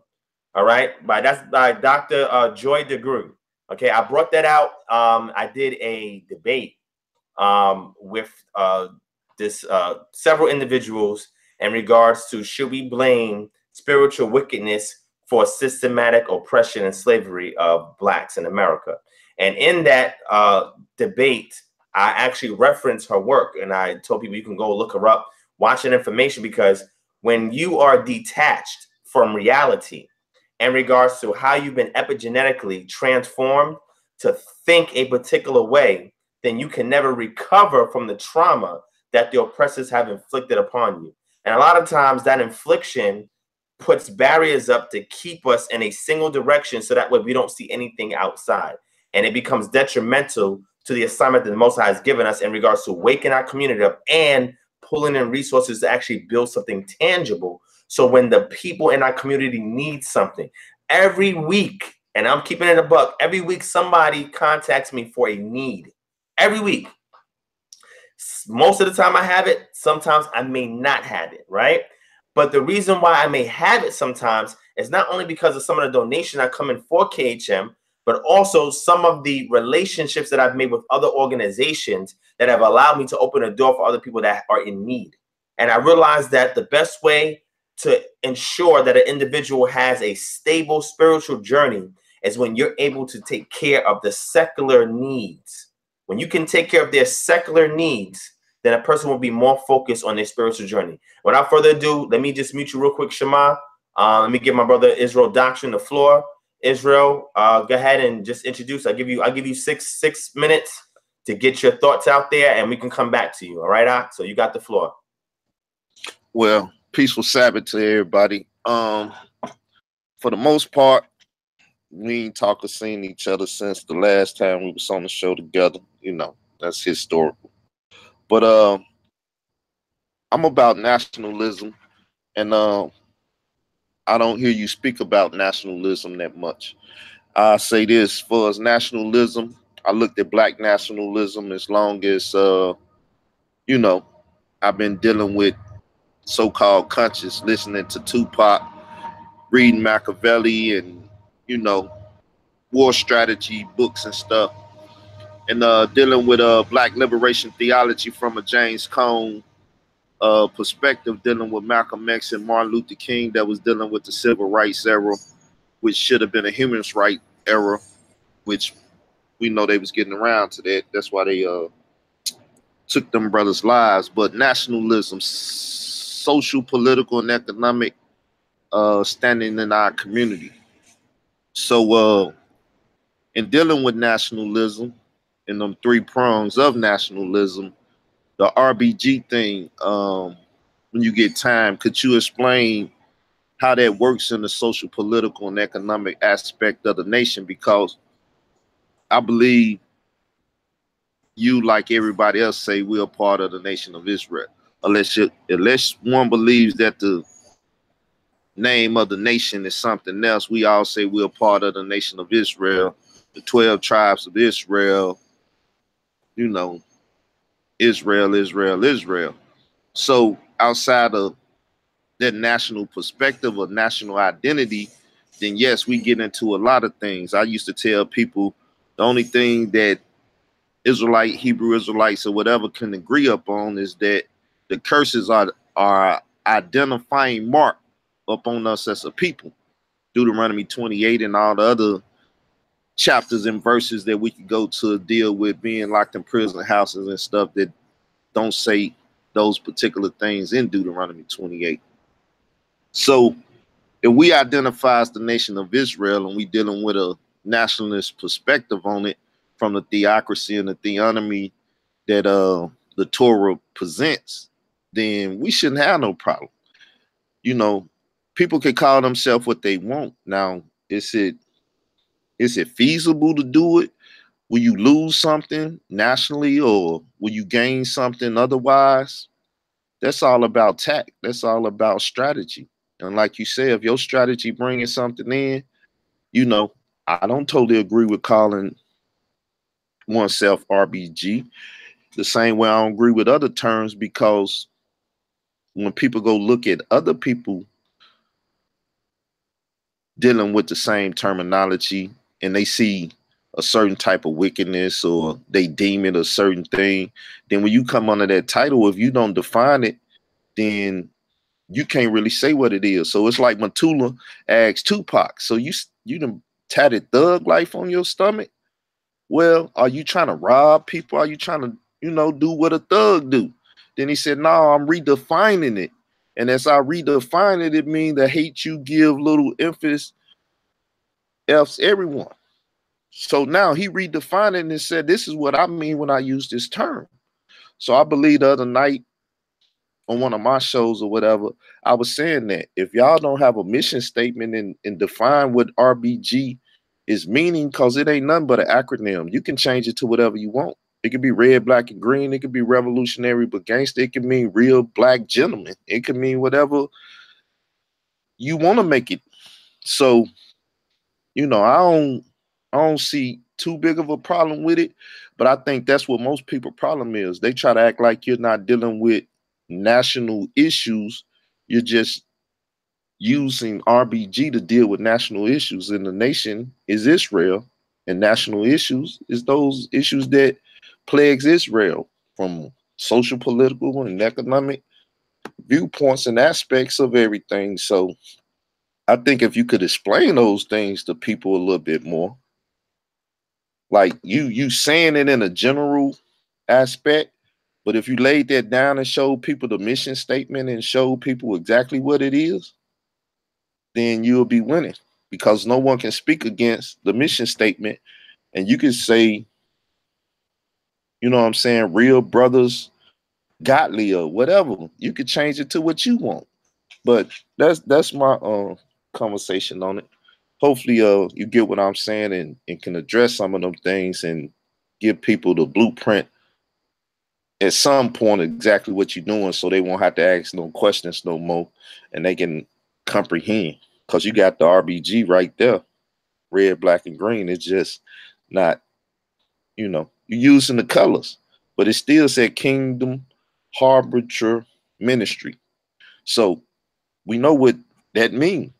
Some should know. If not, look up the words. He's telling you he's trying to get people for the kingdom. And the kingdom and the gospel of the kingdom is the gospel of Israel, the kingdom of Israel. I don't know no other kingdom or recognize no other king than the king of Israel. That's it. Cool.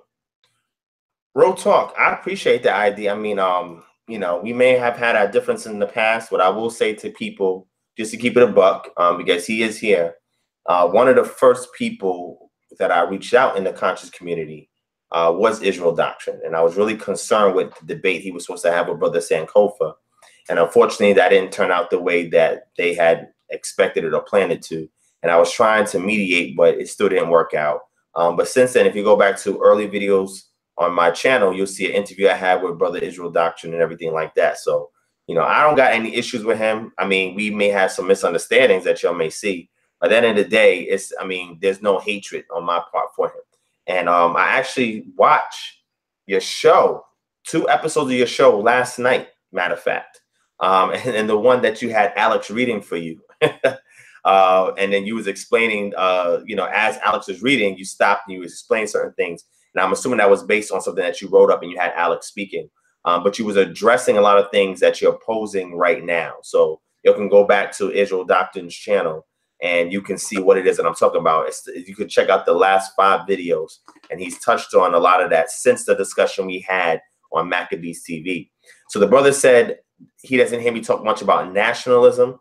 I do speak a lot about nationalism and bringing Israel together, not as a nation per se, because it's going to be very difficult for us to do that when we don't have our own land, but nationalism in a sense where we can create autonomous communities that have their own local resources that then can network with other autonomous communities and cross exchange those resources.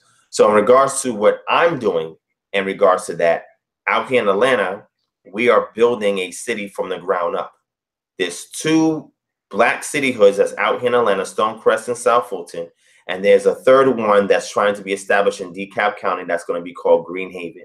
If Greenhaven initiative is established, which we are which we are positive that at some point it will be, because we've gained a lot of traction this year. And now I've officially come aboard recently to lend my efforts as well to ensure that this thing is successful, with the intentions on relocating to Greenhaven and running for city council in the future. It will be the largest city in the entire state of Georgia, and it will be run and operated by people that look like me.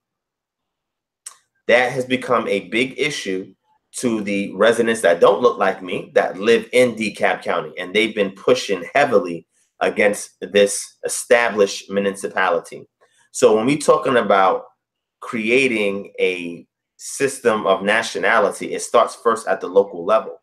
And once we're able to build these communities and infuse the legislation with Torah-based principles and be able to carve out a section of land for our people to build on and become prosperous in, then we go back to the Jeremiah 29 model. You know, Israel Doctrine, you spoke about this on your show the other day. I did a whole lecture on this back in 2015 where I spoke about a template for building a Black community, part 1, and I brought that out and laid out a whole blueprint. Actually, I have a playlist that goes into autonomy and what that consists of, scripture-wise, resource-wise, etc. I tell you what I'm doing and in my part in it, and I also show you things that you can implement in your own community in order for you to get the same results.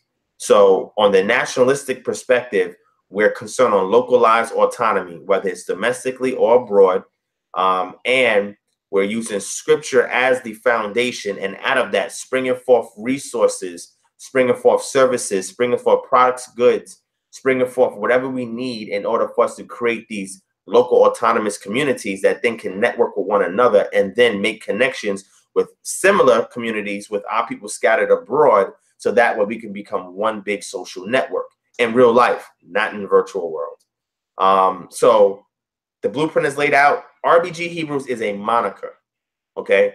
It's one element of who I am as Divine Prospect. Kingdom Harbinger Ministries is the organization that I started, and Kingdom Harbinger Ministry has its mission statement. The mission statement is very simple. We focus on 3 tenets, okay? And all 3 of these tenets, they point to the overall objective, right? So the kingdom that we're referring to is the Most High's kingdom. A harbinger is an individual that goes before a nation, a king, and announces their arrival and makes preparations when they arrive.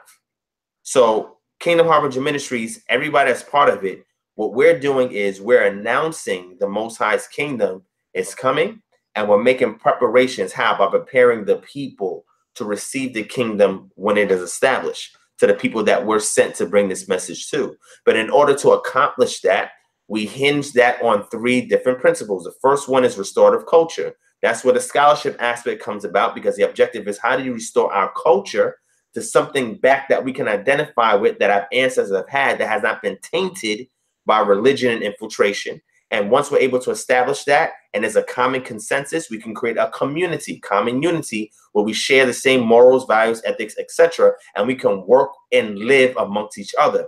With that, now we can become self-governing, because now we have all the necessary components in order for us to become autonomous and take care of our own societal needs and eradicate the societal ills that is oppressing us. This doesn't mean that we're going to throw off the yoke of captivity and we're going to do the Most High's job. No, it means that what the Most High has given us to accomplish now, so we could be without spot, without blemish when he returns, by becoming autonomous and not relying on society. When he returns, he'll be able to identify us, because we're going to be set apart. It's hard to be set apart if you're relying on everything from society and you're following Torah. It's confusion. I don't see how somebody who is lost is going to wake up to the truth, and they're going to meet somebody who's teaching them about these curses to identify who they are. But then they go back and say, well, aren't you keeping Torah? Yes. So why are you not getting Deuteronomy chapter 28, verses 1 to 14? I don't see none of these things playing out in your life. So what is the benefit of keeping Torah then? I don't understand. It's going to cause a conundrum for them. And it's going to cause some difficulty, because you have to manifest something from walking with Yah. There has to be something that comes out of that. All right. Even while you're in captivity. So again, the objective of becoming autonomous is a form of nationalism, but it's localizing and concentrating that power on a smaller scale, where it's more immediately beneficial to the people who engage in it, where they become the immediate benefactors from forming these citihoods and these municipalities, infusing it with Torah-related principles, and then in that community having our own section of land that we own. That not only do we own, that we can also have a degree of brotherhood and sisterhood, where we can get Israelites who are in that city. Hey, look, we have our own municipality here. Come and live amongst our community. Help us to be the light to everybody that's in this community, because now the law is in favor of us being here. It is not oppressing us, because once we pray, the scripture says pray. That word pray, people take that out of context. We are appealing for the prosperity of the city, so that way when the city prospers, we also may prosper. But what's the best way to ensure that? When we create the city ourselves. And I laid out the entire blueprint on how to do that. And this is what I do. I'm a consultant. I do this as well. So hopefully, my brother, Israel Doctrine, that helps to answer your question. And the reason why it's done is because when the Israelites was in Babylonian captivity, the Most High gave them in Jeremiah chapter 29 an initiative that he wanted them to perform in order for them to continue to be a remnant living there, because otherwise they wouldn't be building no house and living in them. They would just be living in everyone else's house. They wouldn't be building no vineyards and eating from them, because they'd be eating everybody else's food. They wouldn't be marrying their own sons and daughters amongst each other. They'd marry them outside their community. He said, no, I want you to be autonomous, and these are some steps to take it. When you go back and watch that video I did, a template for building a black community part 1, I broke down every element of Jeremiah chapter 29, and I show you how to practically apply it in your community today. So y'all can go back and check that video out. I did that back in 2015 when I was in Kansas City. Go back and check that out. So hopefully, my brother Israel Doctrine, that answers your question. And I'm going to get back to you and Arius in a moment. Let me first open it up, because I know some people's probably asking some questions. Let me address the family. And before we close, I'm going to pull y'all two back in if you're still on the line. All right. So just give me 1 second. 1 second. All right. Shout out to Melanin Rich Nagasa in the building. My brother D Red in the building. Exactly. That's real talk, D Red. Thank you, Yosef. I'm trying. Appreciate that, my brother B Bank. Sirius B is in the building. Let me see who else is in here that I may have missed.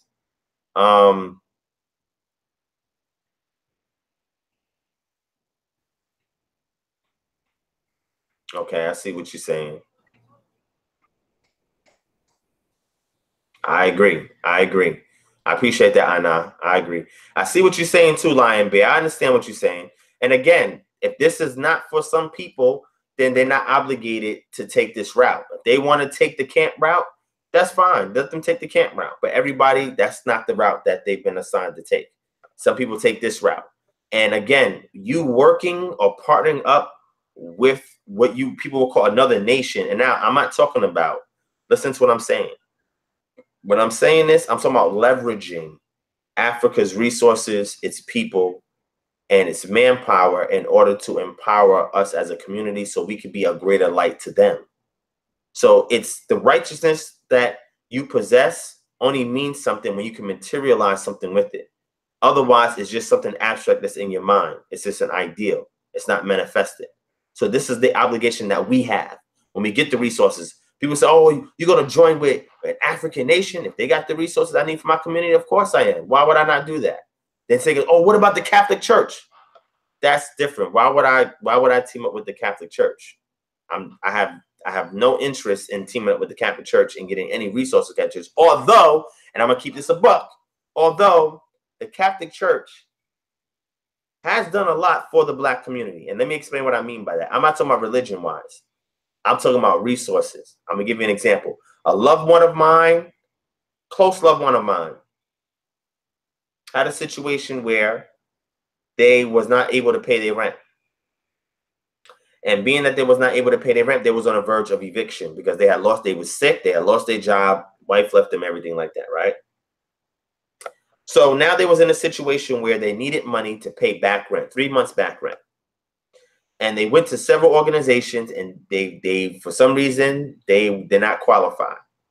The Catholic Church has, listen now, they have funds that they give people in what's called a one-shot deal, where they give you money to pay for things like back rent. And you don't have to join the church to do that. Catholic Church gave this individual 3 months back rent. We talking about almost $4,000, over $4,000. They gave to them and didn't ask them to do anything to repay it. Now, what do we say about that, family? How many of y'all out there, shout out to Samaria B. Thank you, sis, for the donation. I truly appreciate that. I got to get you on this show. Got to get you on the show, Samaria, whenever you're ready, sis. I know you're still doing the studies, the Bible studies. I need to follow with you to see how those are going. But I need to get you on the show. So shout out to Samaria B. I appreciate the donation, sis. So they gave the money in a one-shot deal, right? Now, Lion Bear, you say that that's blood money, right? I'm not praising the Roman Catholic Church. I'm just showing you what they did for Israelites that no other Israelite had the resources to give them. How many of us can walk up to a group, a congregation, and say, hey, look, I need $5,000 right now for my back rent, and I don't want to join your organization. $5,000, no questions asked. I don't want to join your organization. People must say, oh, that's blood money. That money is keeping their rent on. And I'm not saying that, I'm not condoning blood money. I'm not condoning that. And people say, oh, they stole that, whatever. They raised a lot of that money. The money that they're using to help people for those one-shot deals, they're raising that. They're doing fundraising. I'm going to give you another example of what I'm talking about. When we deal with the municipality, the one thing that allows these newly formed citihoods to actually operate is community foundations. Community foundations do fundraising projects anywhere that they can to raise funds to create grants to then bring back to the community that they're representing.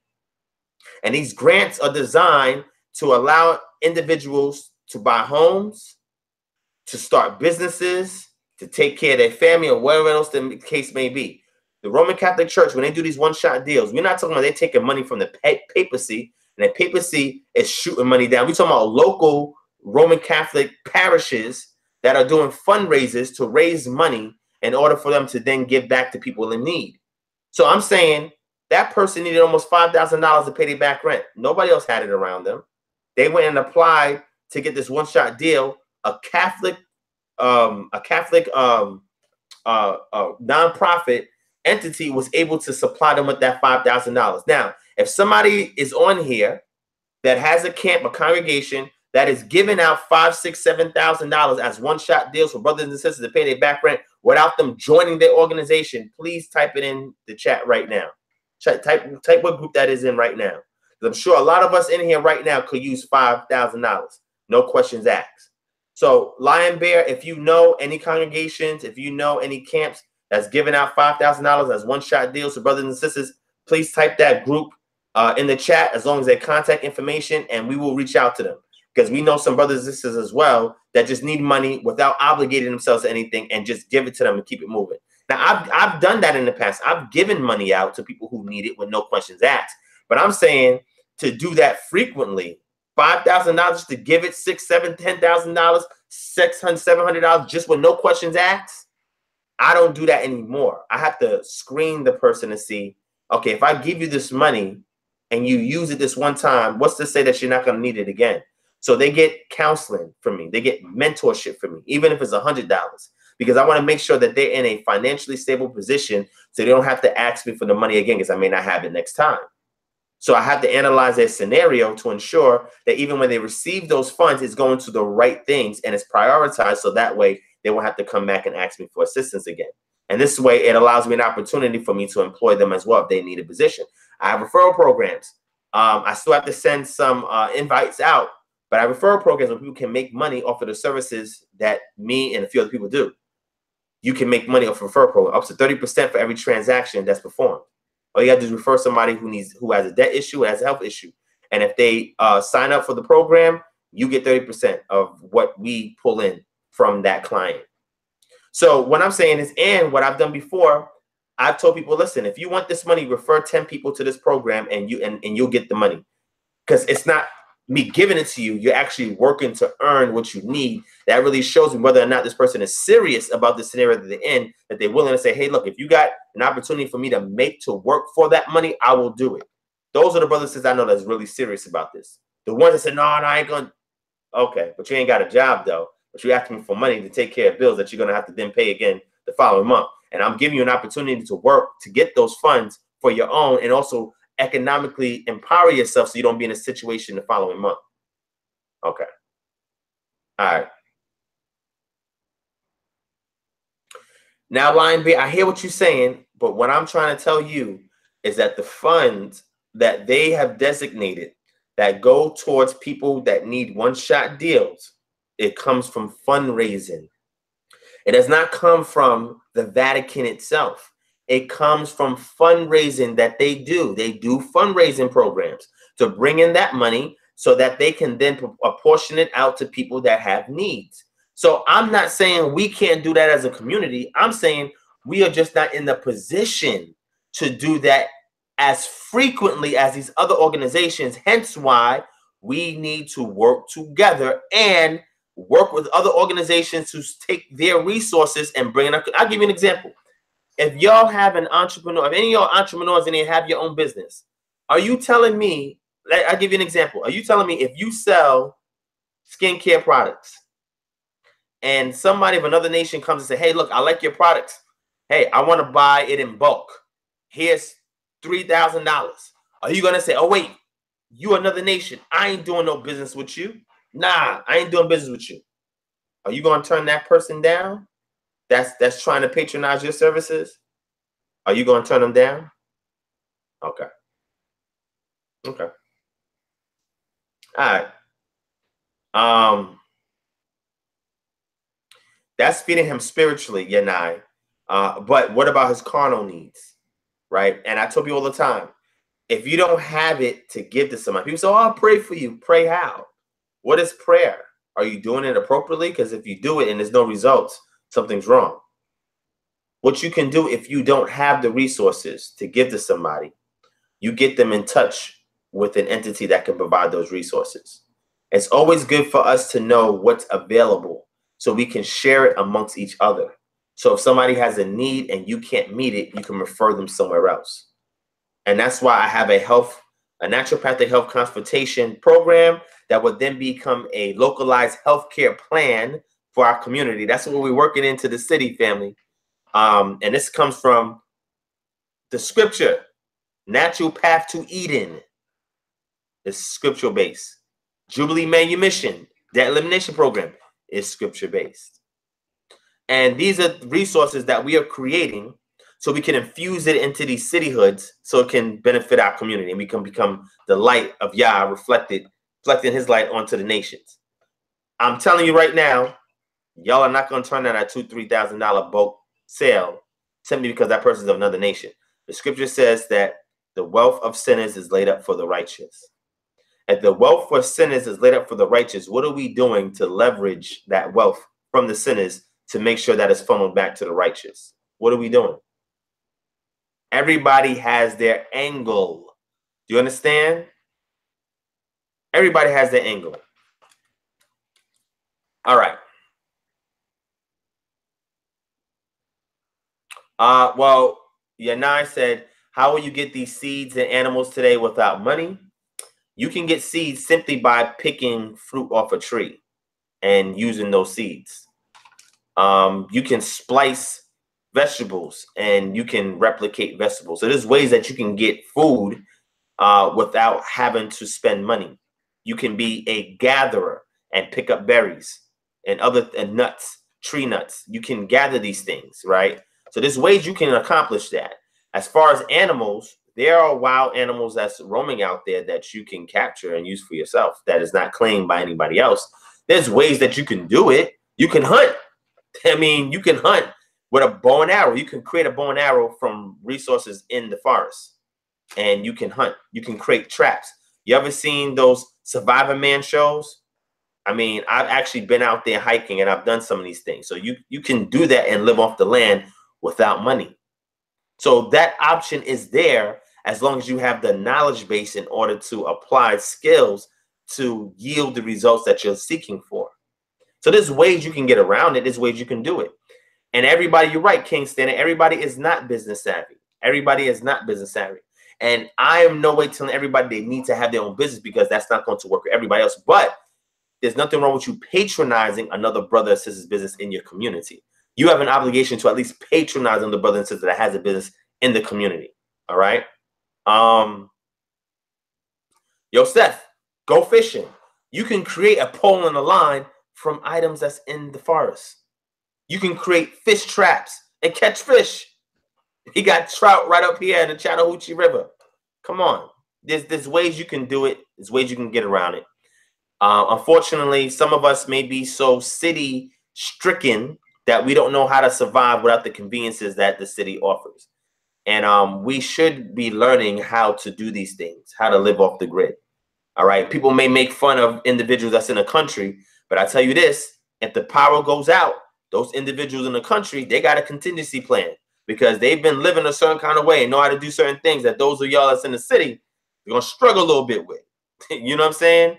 Because it's easy to come across sources there. Shema, I'm going to add you in at the end. I got you. I'm going to add you in the end. All right. Bernie Sat, you're absolutely correct. For example, dandelions. Did you know dandelions is a weed? And you know dandelion root is good for you? That's a great point. You know what I'm saying? Shout out to the people of the book in the building. What's goody? What's goody? Shema, I see you. I'm gonna post the link again. Give you another opportunity to jump in. Family, I'm shutting down at 4 a.m. Don't bother me after 4 a.m. All right. I see y'all enjoying the session, so it's all good. I'm gonna go ahead and share this real quick. All right, it's posted up in there, so y'all can jump in on that link if you want to get in at the last minute. Even anybody that has a different perspective, man. If y'all want to join in, jump in. Yeah, no problem. You're good at. We're just trying to give you additional options. You feel what I'm saying? There's no contention. Anybody that's that's at home in this chat, y'all know how we get down. You know what I'm saying? Even when we disagree, y'all know how we get down. All right. Shout out to ID also for his discipline. That's all right. So Shema, you there? All right, I'm gonna mute you out. I'll bring you back in. I'm gonna bring you back in towards the end. Let me just address some more things that's in a group. But like I said, if y'all wanna jump on, you can also jump on. Just let me know. All right, so family, don't forget to hit that thumbs up button. All right, hold on 1 second. I'll be right back.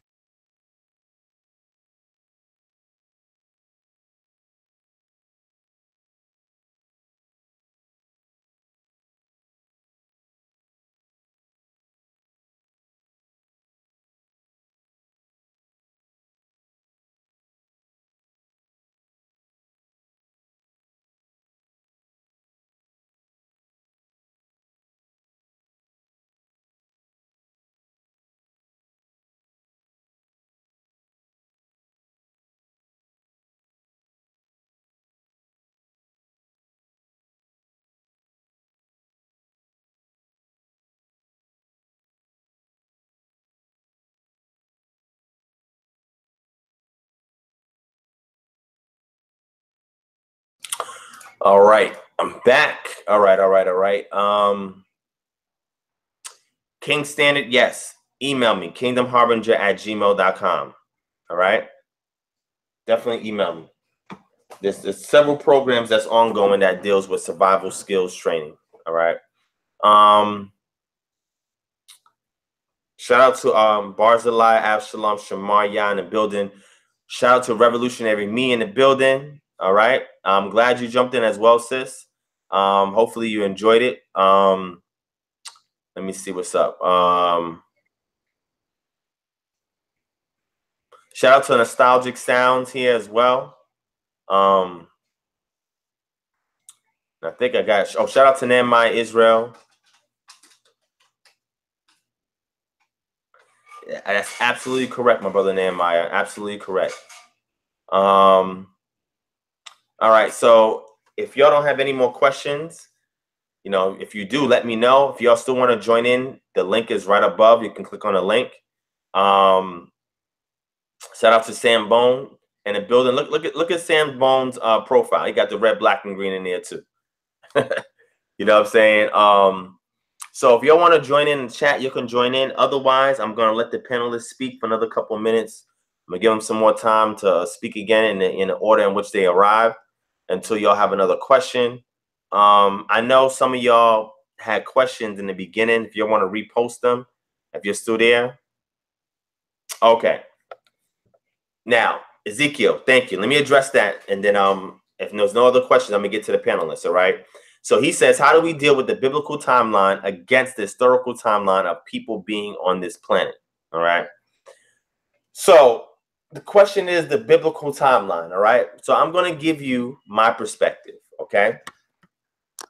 People may agree, disagree. I'm just going to give you my perspective, all right?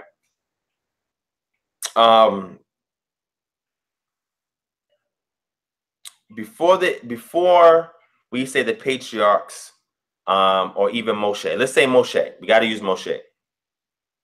Before Moshe wrote or authored the Torah, this text only says that he wrote the book of the law. The 10 Commandments was done by Yah. So all he technically wrote was the book of the law, right? That was placed on the side of the ark as a testimony against the people. It never said that he wrote the first 5 books. All right. That was something that was, something that was passed down through tradition. Okay. And we know he definitely didn't redact the book after he died. He didn't redact the Torah after he died. All right. He wrote the statute, laws, and commandments. Before he wrote that, and what we call the Torah, the first 5 books, there was life on the planet. Okay. Before the revelation came to him on what transpired, what occurred, there was already life on the planet for hundreds of years plus before he even got there. Okay. So remember, everything that we're reading in Bereshit and even in the beginning of Shemot, we're getting from a person who was not alive at that time. So Moshe wasn't alive when Bereshit events was going on. He just was not alive. So he's writing about something that he's never witnessed or experienced himself. He's writing this through divine inspiration and things that was passed down that he intertwined, and then he authored some of it that was then written down by scribes that then over time was redacted. Okay. So I say that to say that there is a human timeline and there's the biblical interpretation of that human timeline. All right. The biblical interpretation starts with Adam and goes on, even though there was others that were there outside of Adam and his lineage. And I explained all of that in an old lecture that I did back in 2014. So you just scroll back and you'll see how I handled that, right? And how those other people died off and how Adam's lineage was able to survive and how we can use science to explain a lot of that, right? So the biblical timeline is one worldview or perspective of the human timeline, okay? And it's a way that the Israelites received revelation, divine revelation from their patron deity to understand the history of humankind, right? Where humankind was in the past, where they were at the time of the writing, and what would happen prophetically in the future, all right? So the reason why I say this is because a lot of times we can't objectively speak about history. And a lot of us, we have to use scripture to talk about everything in history. And that's very difficult to do because scripture doesn't answer everything, okay? It gives us an interpretation of human history based on the worldview of the author and his divine inspiration from his patron deity and whatever else he accumulated through social memory and oral tradition, okay? Which is extremely important to understand, all right? So the thing is, how do you take those two timelines and line them up? Now, what you can do is go back to my old lecture. It's called, Does the Bible Provide Insight on the Condition of Blacks in America? Part 1. Go back and watch that video, and that will begin to answer your question. All right. So that's for you, my brother Ezekiel. Go back, watch that lecture. Does the Bible provide insight on the condition of Blacks in America? Go back and watch that video. That's the video that got Jabari upset. Go back and watch that video, and you'll see how I explain what it is that you're asking. Okay. I have to follow up on it because I've tweaked some things since then, but that should give you a general understanding of where I stand in regards to that. All right. All right. Any other questions so I can jump back to the panelists? No problem, Mark. Make sure you watch that. Also, those of you that are in the chat, if you're enjoying this session, please hit the thumbs up button. All right. People in the book, he's putting it out there, so y'all take care of that. All right. So Anybody else? Anybody else? Let me know before I transition to the panelists. All right.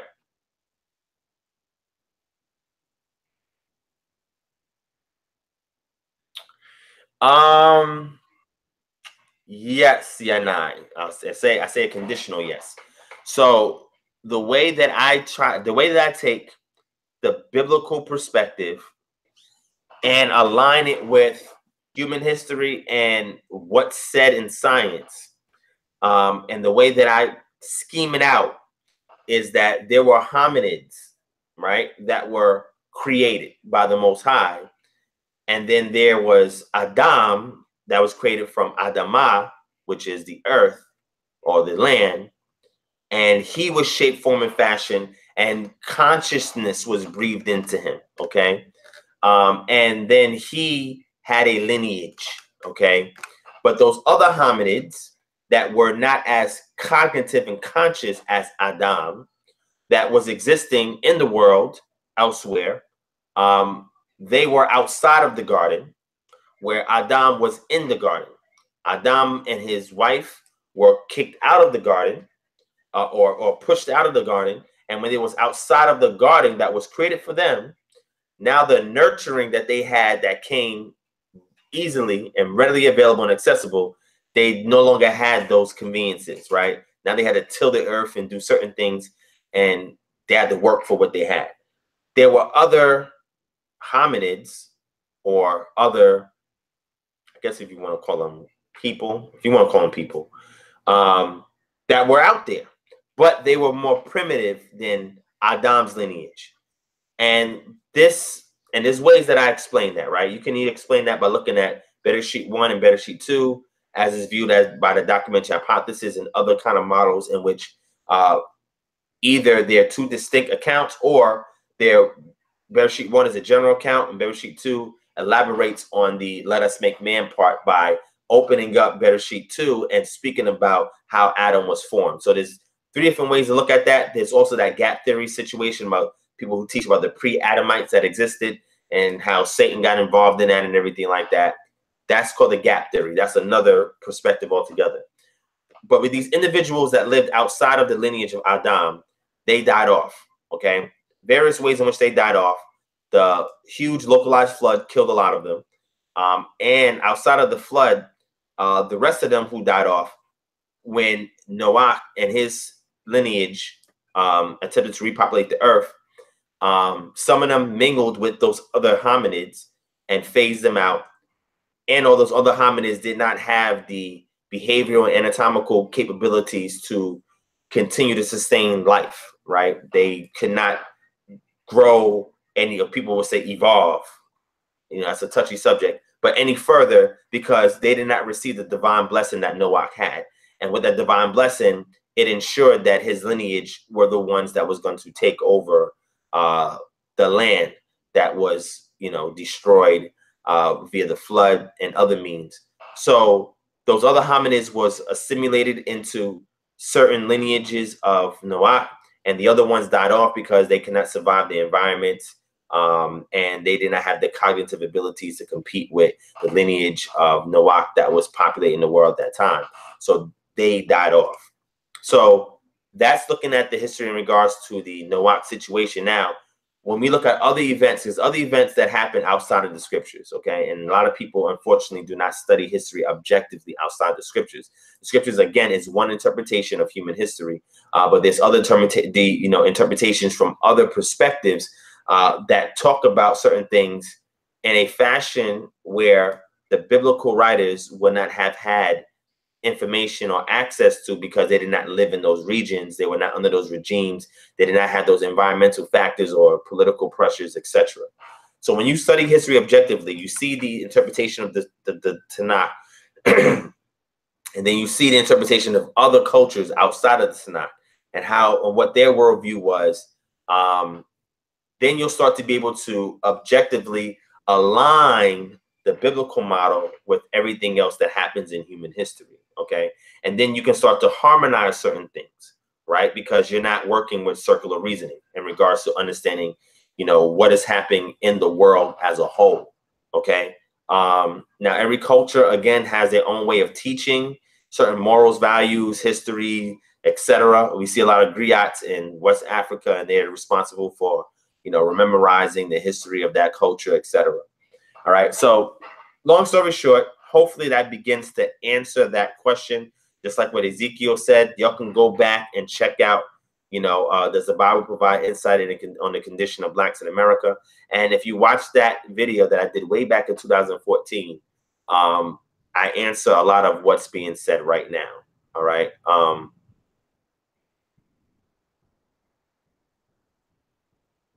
Exactly. I agree, King's standard. I agree. All right. All right. So it's 14 minutes left. Let me get back to the panelists. Let me give them 4 minutes each to finish. I'm gonna start first with my brother Kazak. Kazak, you there? Yeah.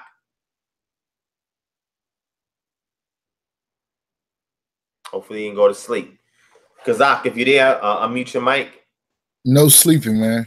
Oh man, that's what's up. That's a real officer, man. Yeah, man, all right, man. I'm gonna give you 4 more minutes. You can say whatever you want. You got 4 minutes. All right. Yeah, so I just come and say this right here.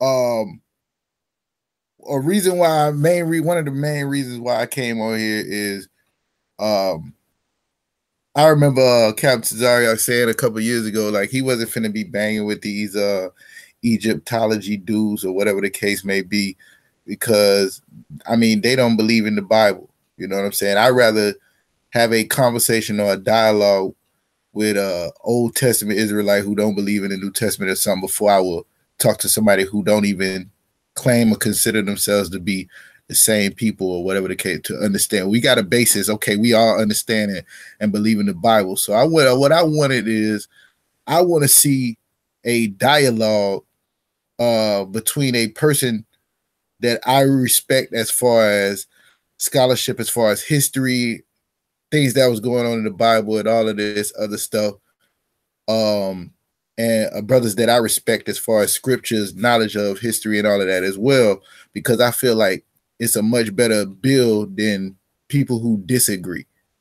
Because how I feel is, at the end of the day, let's say you was to go on Across the Line Radio or something like that, and I don't believe nobody from Kingdom Harbinger Ministries would say, I'm going to leave Kingdom Harbinger Ministries and join the ISUPK.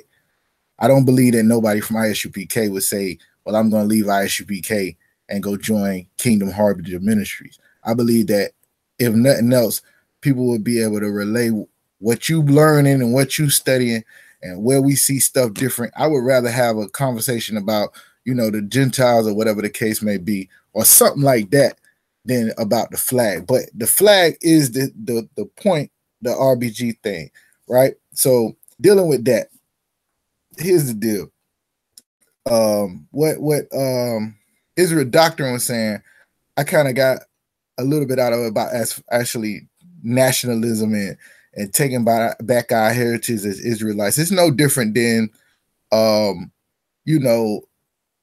a lot of people don't know this because they never been to an ISUPK class, but in the class, we might use, instead of the word God, we might say power. Or instead of when we see, Lord, all capitals, we might say the Most High, or use his name, or whatever the case may be. But out on the streets, instead of saying Yahweh Shai or something like that, we might say Jesus, because you got to know how to speak to the audience you're dealing with. And for a person who is studied, they may can understand what we saying now. To a person like who don't know no better, they would see you, a brother who believes in the Bible, or per your own word says you believe in the Bible and you down for the commandments and all of this, with the RBG thing on, and see it no different as, somebody who's wearing who believes you should drop that Bible. You don't have to study that spooky God, the sky God, all of this stuff you were saying. So it's really like confusion to the people who don't know no better. You know what I'm saying? It's a reason why we say certain things. We say, like, when we say stuff like, if it's not ISUPK and the commanding general Yohana, is not of the Lord. People think that we crazy about that, but at the end of the day, we know we got brothers in Africa. We know we got ISUPK in the UK. They not on the 12 tribes chart. We know people are scattered abroad. But what I'm saying is a talking point.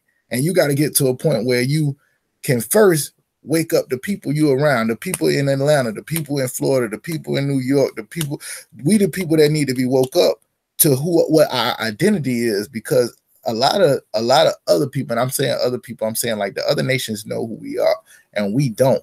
So connecting ourselves to Africa is not necessarily like the land or certain people or whatever the case may be. But what I'm saying is it don't help the people who don't know no better, that's been struck in Christianity and Islam, and hell, I learned I was the people in the Bible was black from the Rastafarians who was connected back into Ethiopians before I ever came into the truth. You understand what I'm saying? So what we try to do is cut the confusion by cutting off a lot of things where people would not understand it. We made a connection with Africa, then how we Israel, when a brother already thought he was an African American or whatever. It's just blanket terms and blanket statements that you could argue all day about. At the end of the day, really, I believe that we both and we all trying to wake up our people, and we got different ways of doing it the same way you said it.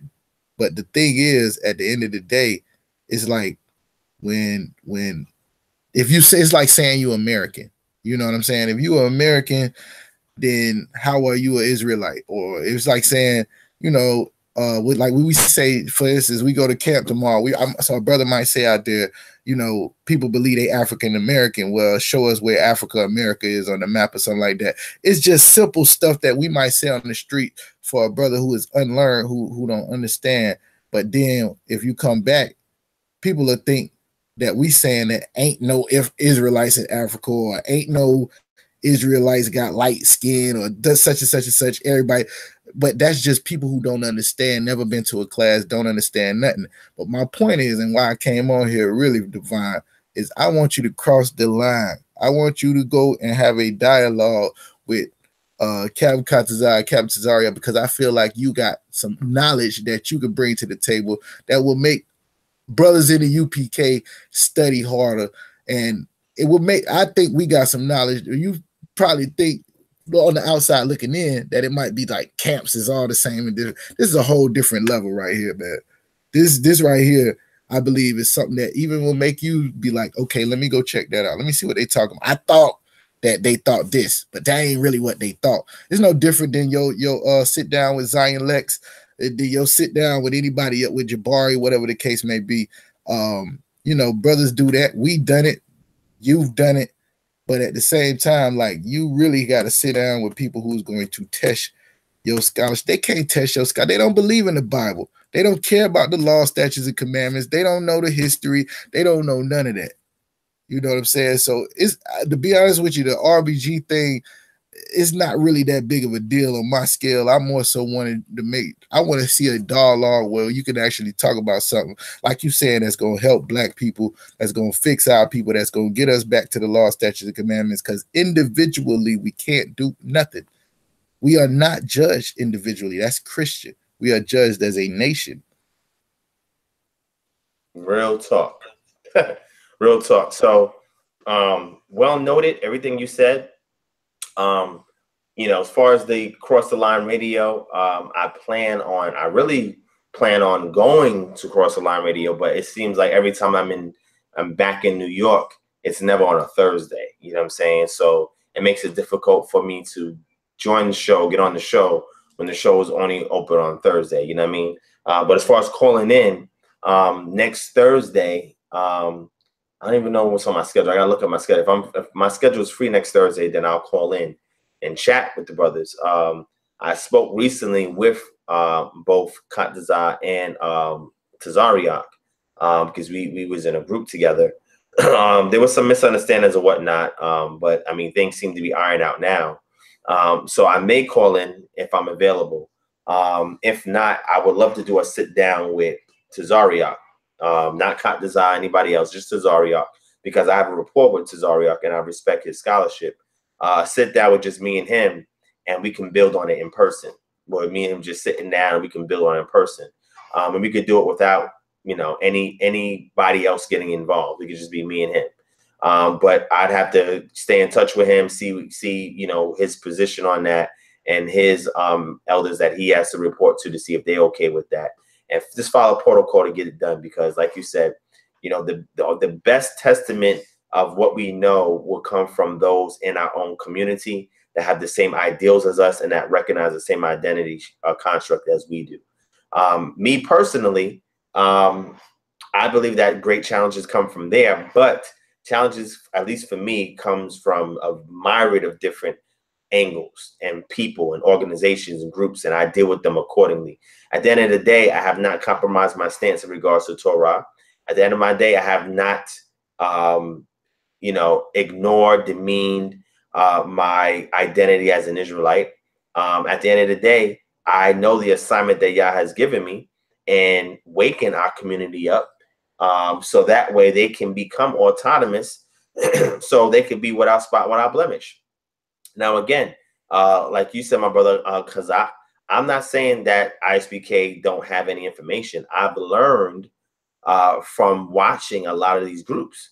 You know what I'm saying? I learned information, and I'm not ashamed to say that. You know, I'm honest enough to say that.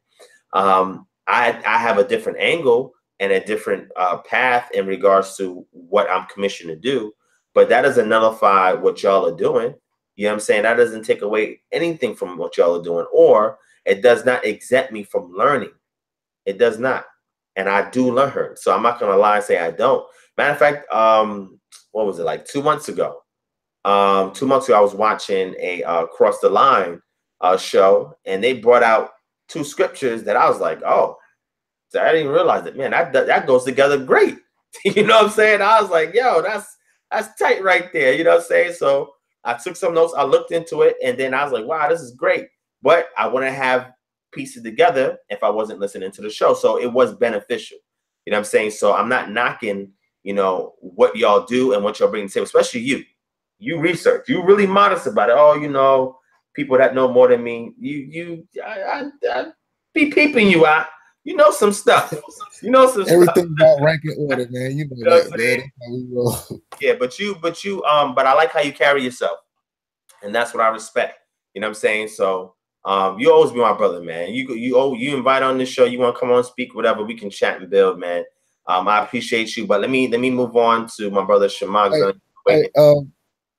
One thing, if before you move on, if you don't mind, I just wanted to say, like, just make sure, you know, I know you was bringing out the fact that, you know, the resources on and the flag and the connections and all of that other stuff earlier.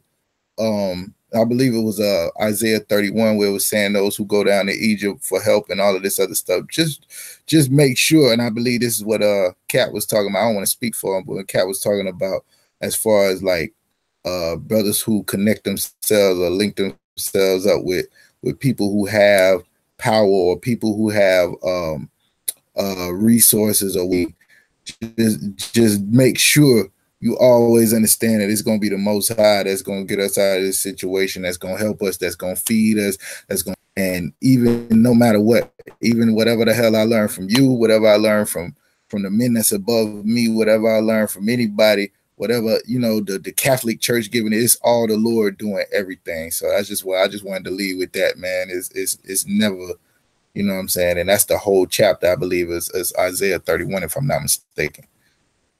All right, I appreciate that. I thank you so much for that. Noted. All right, I'm gonna mute you real quick. So my brother Shema, go ahead out. You got 5 minutes. I'm gonna let you and then Albert close out, and then I'm gonna give my final piece, and then we going home. So you got the floor, Shema. All right, cool. I appreciate you, Aki. Everyone is listening, and if I get into the point to where my mic shut off, please let me know. So hopefully it's going through right now. I want to thank brother. Please correct me if I'm saying this wrong and improperly. Kazakh, is it Kazakh? Before I go forward, anyone? Yeah, that's how I would say it. Okay, cool. Brother Kazak, man, I appreciate you, man. I appreciate Brother Divine Prospect. I appreciate Israel Doctrine. I've been following you for a minute, man, from a standpoint of I know who you are. You know what I'm saying?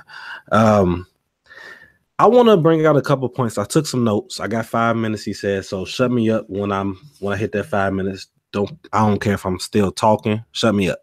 Let me see. What I want to say one thing. Y'all go probably stone me right now.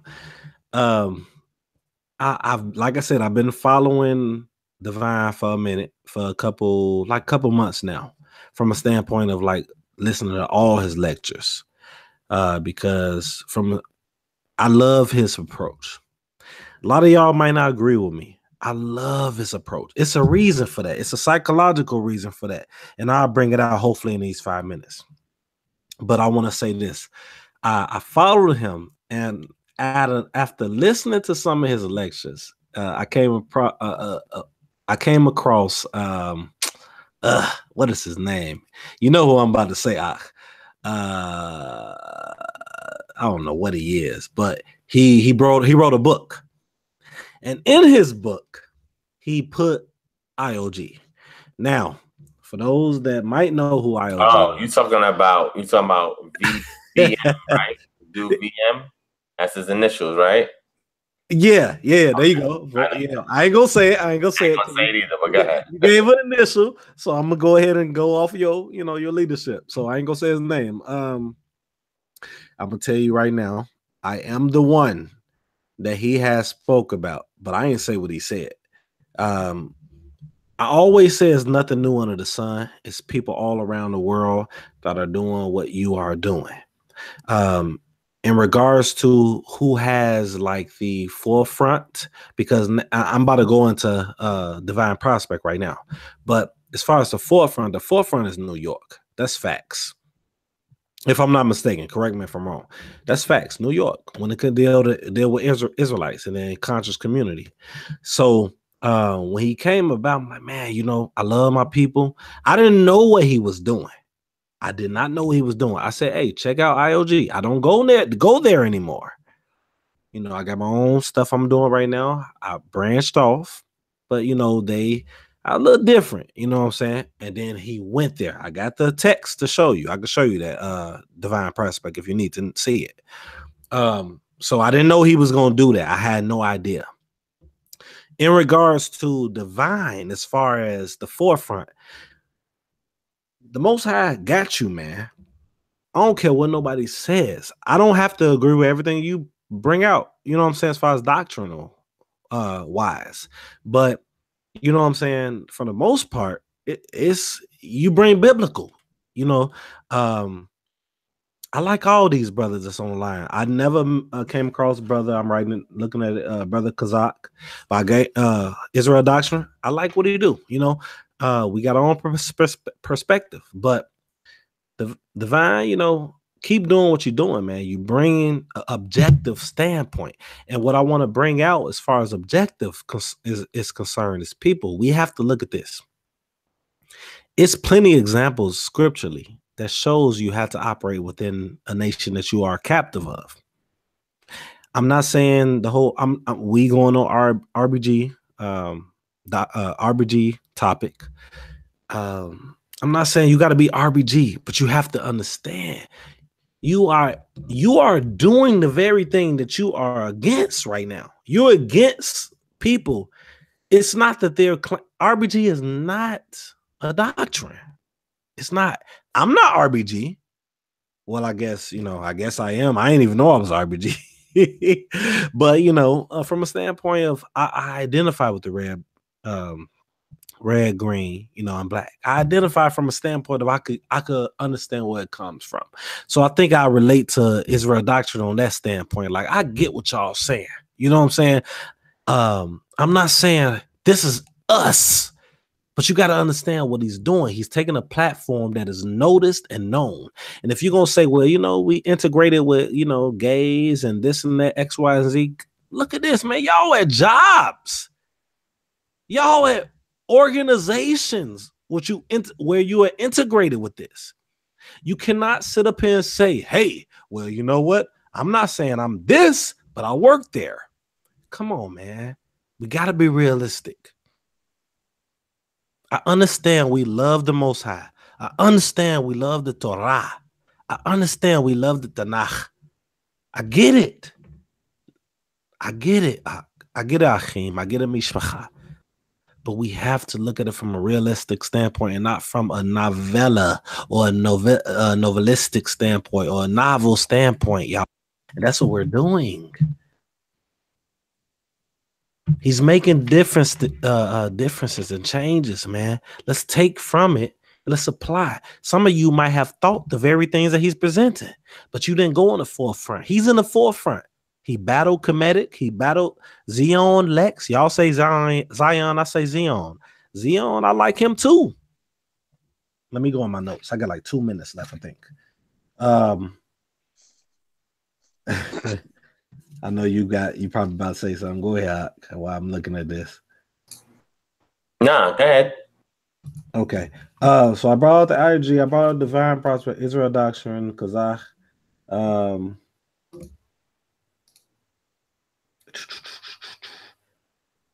I just want to say this, man, because my notes is all scribbled. I can't even look at it right now. I just want to say this, y'all.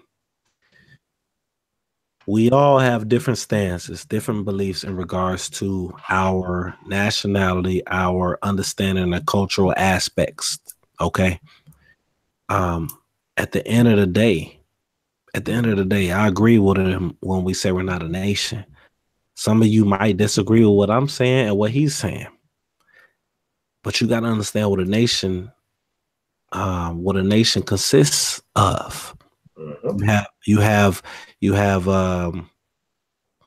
things pertaining military, economics, and I'm not trying to quote what he's saying, but it's facts, man. What happens if it comes down to the point where stuff happens to our people? All we doing is voicing our voice. That's it.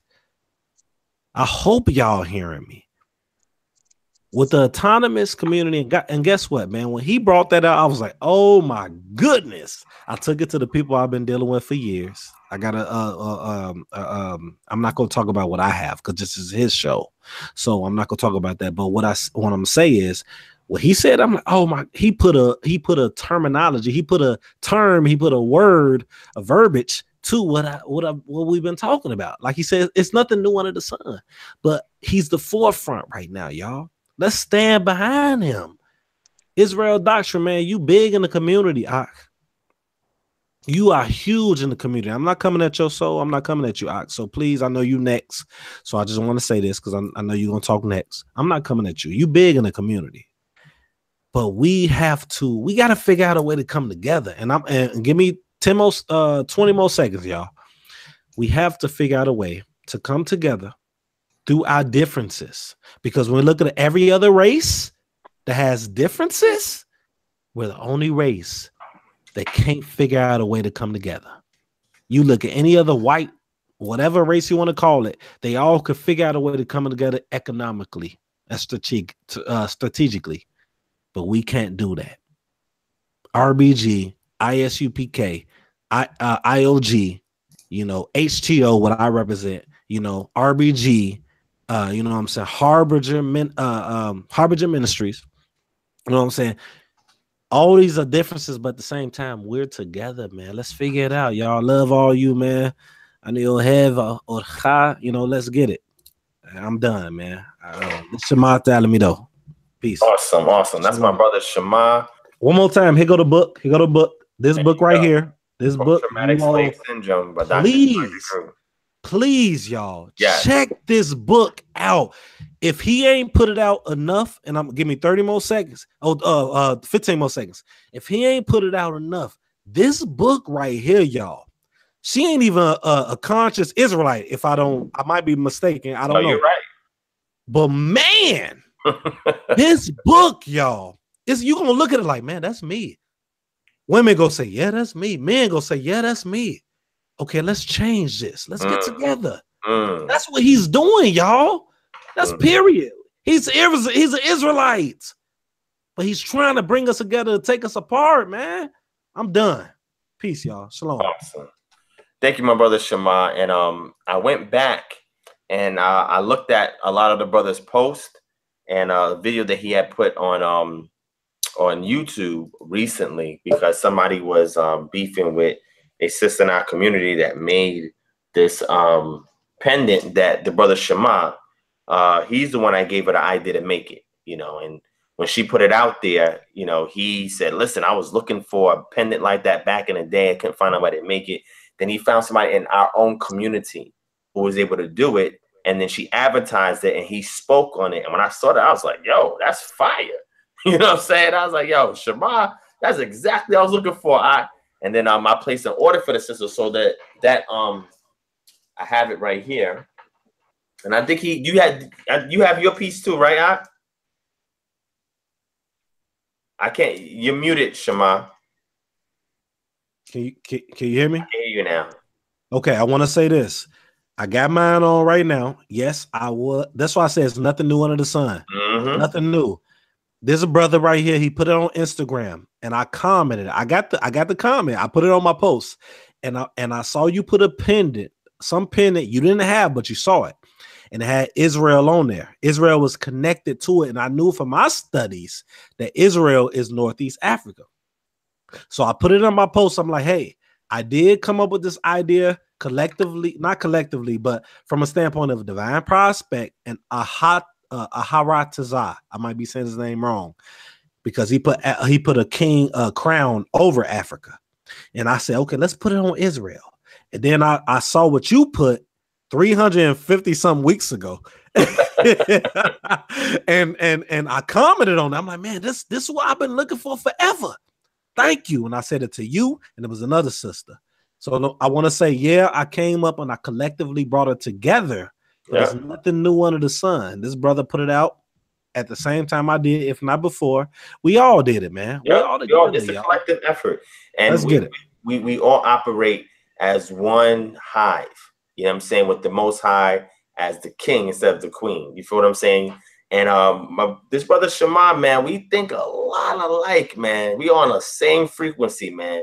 So much love and respect to that brother for the work he's been putting in. I've been watching this stuff on Facebook. Brother's official, man. Please, if y'all want to add him, y'all can go ahead and add him as well. He's going to comment with y'all in the chat. Let me go ahead and give ID his 5 minutes. And then I see we have Sankofa in here. So I'm going to give Sankofa a few minutes as well after ID. But Carl, if you're there, just you can unmute your mic and you can take your 5 minutes and go in. All right, peaceful Sabbath again. I'm gonna just come from the nationalistic perspective once again. That's what I'm dealing with a lot. Check me out in the future. I got a lecture dealing with nationalism from the Black Manifesto perspective, dealing with asking for reparations from the synagogues and the churches. If no one ever checked the Black Manifesto out, check it out. They demanding monies, but the money is already advocated for certain things. You know what I'm saying? It's set apart. So once again, as you said, we judge as a nation. If we get the money as a nation, we need to, do stuff as a nation with it. Not individuals like Dave Chappelle said, you're going to buy a cigarette truck and they going to buy Cadillacs and this and that and give all the money back. We got to build something. So if we was functioning as a nation, and we was a nation right now, which I could say we are, but y'all said we not, that's a conversation for the future. The church is Israel. The church is, the body of Christ. And if we function as the church, separation of church and state, and understanding how the Vatican set up, which is set up after the order of Melchizedek and Levi, which they were supposed to be functioning if they was functioning properly after just Melchizedek, then we'll understand what role and what functionality we should be in. Yes, they got Vatican City, the land over there now, but they didn't have it at first.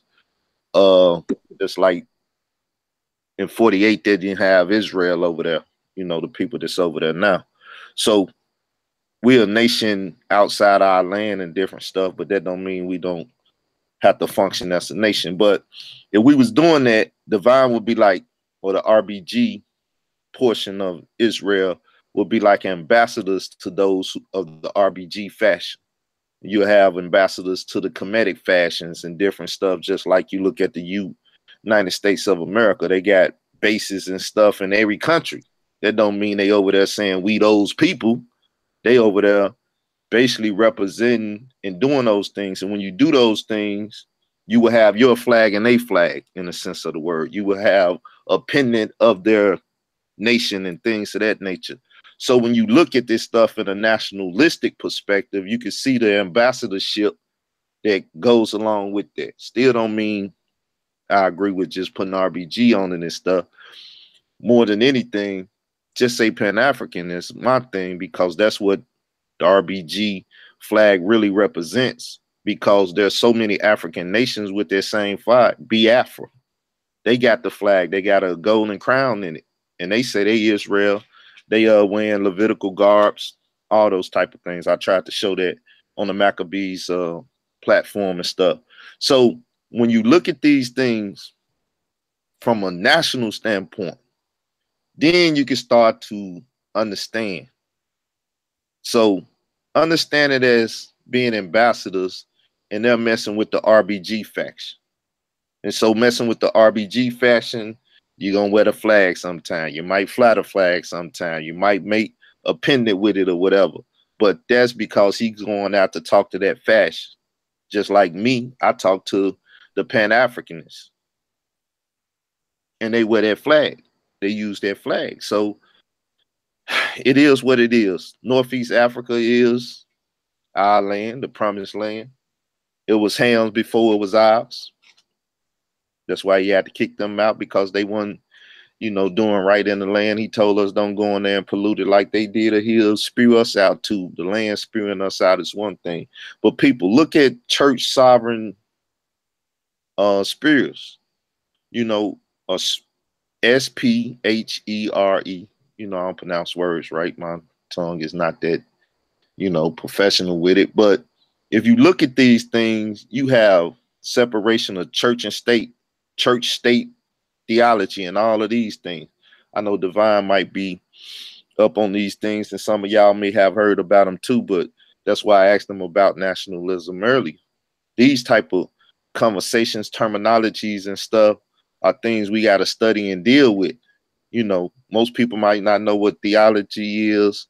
Most people might not know what a theonomy is or theocracy is. And most of them sound the same, just different aspects of it. So we got to study these things, because when you're trying to get in, you know, lectures or debates and stuff, these type of terminologies dealing with people that scholastic or collegiate level stuff, then you can have a conversation you want to have with the so-called intelligent people. A lot of people hear me kick against education and stuff. You know, I'm a high school dropout, you know, not because I couldn't do the work and stuff. It was because I was getting kicked out of school year after year and stuff. But I know you can make it without that. And I know plenty of our people are out here trying to make it without that. So to be a role model or to be a face for those people that lack certain things but still want to make it, Israel need an example. So at the end of the day, that's how it works. We got to be examples to the people. I know I ain't been the best example, just like some people in the chat, they might think, oh, he's always want to fight and stuff. I'm not always the one that want to fight. You know, I'm the one that brings ideas to the table that a lot of people take on the low, you know. But I'm just here for the nation, man. At the end of the day, you know, it's all about those that's been scattered, bruised, and battered. Because to me, that's the only subject that matters. You know, it's one of my little lyrics. That's the only subject that matters to me. You know what I'm saying? Because at the end of the day, that's how you're going to get the reward. Matthew 25, when I was hungry, you fed me. When I was naked, you clothed me. When I was in jail, you fit. When I was sick, you visited me. Those things right there will get you over there with the sheep. You don't do those things, you're going to be over there with the goat. So that is also a big part of our salvation. Feeding, visiting, and doing all of that. So when you give alms, you know, you're not supposed to cry out loud about giving alms, but you know, giving alms ain't gonna just get you in the kingdom too, but it's a big part of getting in that kingdom, them 12 gates, which is the nation of Israel. So let me just say this to all you Christians out there, it's all about Israel, the king of Israel, the nation of Israel, the 12 gates with the 12 tribes of Israel name on it. Never forget that. Israel first, everybody else second. You sojourn with Israel. You don't usurp Israel. Peace. Much respect. Appreciate that. My brother ID, that was very the way you conveyed it was very to the point, easily graspable, easy to grasp by the audience that was listening. And you made some valid points. So I appreciate your input. So let me let Brother Sankofa on, give him some couple minutes for him to share some information with us or contribute to the dialogue. And then I'm gonna close out. So go ahead, Brother Sankofa, you got the floor. Can I be heard? Yes, we can hear you. Peace, shalom to everybody. Love from Memphis, Tennessee. I really came into the conversation a little late, so I'm not really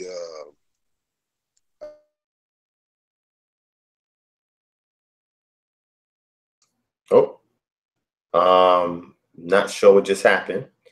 But Brother Sankofa, I'm gonna give you a minute or so to jump in. Otherwise, I'm gonna close out. So anybody that has a disagreement, I mean, the link is there. I gave the opportunity to jump in on the discussion if you had a disagreement, and we could chat it out. But if you want to wait to next session, Freestyle Friday session, that's fine. I have no problem with that. Can I say something, Mark? Yeah, go ahead. All right, so this is the reason I'm saying something, y'all. I know you're like, man, let him do his show. Maybe you're not. I work. Sometimes they got mandatory Fridays, man. I'll be listening while I'm at work. I love the show. I love what y'all doing. So I want to comment now because I might not be able to. Again, I appreciate Israel doctrine. I want to make that clear. He was somebody I listened to when I first got in the truth. So he been in before me. I've been in for like 5-6 years. You know what I'm saying? I think. I don't even know no more. But Israel doctrine been in for a minute, so I appreciate the brother. And what he's saying is good. And this is what I want to say. So I don't have nothing against what he's saying. But when you listen to both of them, they not saying nothing different, in my opinion. Okay, this is my opinion, not an objective stance. But from an objective stance, I would say this. I still say they're not saying nothing different. It's what I mean by that is this. Title can throw you off. And when I say this, is not against my brother, because I'm with him, and I'm with a divine prospect too. I'm with both of them. It might be like, oh, you need to pick a stance. No, I don't, because they're both saying something similar. It might be a different stance, but they're saying something similar. It's up to you all that's listening, not to say who you're going to listen to. What I love about Divine is he's not going to tell you to listen to me. And then what I'm going to say about my brother Israel Doctrine, he's not saying listen to me either. I want to say that. They're just giving you facts from the perspective of what they know subjectively and perhaps objectively in their own mind. But they're both saying we need to, and correct me, both of y'all, I'm going to shut up after I say this. We need to figure out a way, because it's out there. We all have it's all out there, man. We all know we Israel. Okay, that's facts. Historically, those of you that don't know historically that we are, go ahead and look up some Israel doctrine. Go ahead and look up some divine prospect. I ain't put nothing out yet. I just came out from a 3-year hiatus, whatever you want to call it, of not teaching. But I'm going to direct you to Divine Prospect. And I'm going to direct you to Israel Doctrine. Because I know these brothers, even though there might be different stances, they're going to bring you, they're going to bring you some sincere doctrine. So I'm directing you to them. And I'm going to give you 10 more seconds, 15 more seconds. Just the objective should be, this is the objective. This is we need to come to a point to where we might have differences in doctrine. Okay. We need to come to the autonomous thing. Okay. Give me another 15 seconds. The autonomous thing. People say, oh, that's not in the scripture. Y'all got to stop with that, man. Y'all have to stop with that because there's so many things that's not in the scripture that we go by, but you take the understanding of the scripture to formulate what it is you are presenting. That Jeremiah thing he presented, that's scripture. I don't care what nobody say. We're in a land that is holding us captivity or oppression wise. If something happens to the land, it's going to happen to us. Facts. So let's do what we can do to produce. And then what happens to the land, if it progresses, which it should, because we're producing, it's going to allow us to progress. That's it. I yield with that. I'm not saying to fall into the doctrine of other nations. I want to tell y'all that. Keep doing Torah. Because I go Torah. I speak Hebrew, not fluently, but I do. So I'm with Torah. That's it. Shalom, Aki. Thank you. Divine Prospect, man. I would love to come back again, man. I love what you're doing. Please keep doing it.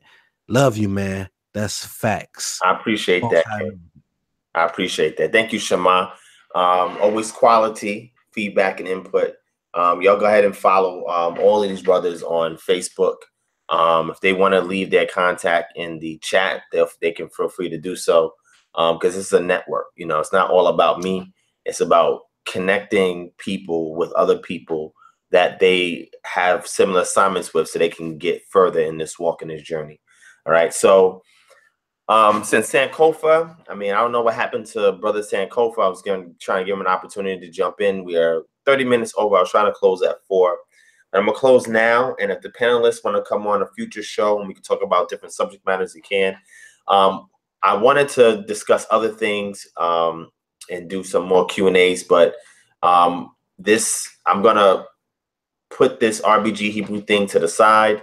We're going to get back into Torah, get back into restorative culture, get back into implementing restorative culture to build communities, various ways it can be autonomous, deal with the health paradigm and various other things. So we're going to get back into these information, Q&A in regards to culture, scriptures, etc. But I just wanted to really just put the RBG Hebrew thing to rest. I've said more than enough on it. There's several videos out right now with my perspective on it. And there's no need for me to beat a dead horse. The other brothers that came onto this panel also gave their perspectives as well. My brother Kazak, had recommended for me to consider going on, Crossline Radio at some point and just build with Brother Tazariak, which I may do, but I would prefer to have a sit down with him face to face and have that discussion. That's my preference. So I'll see if we can work that out.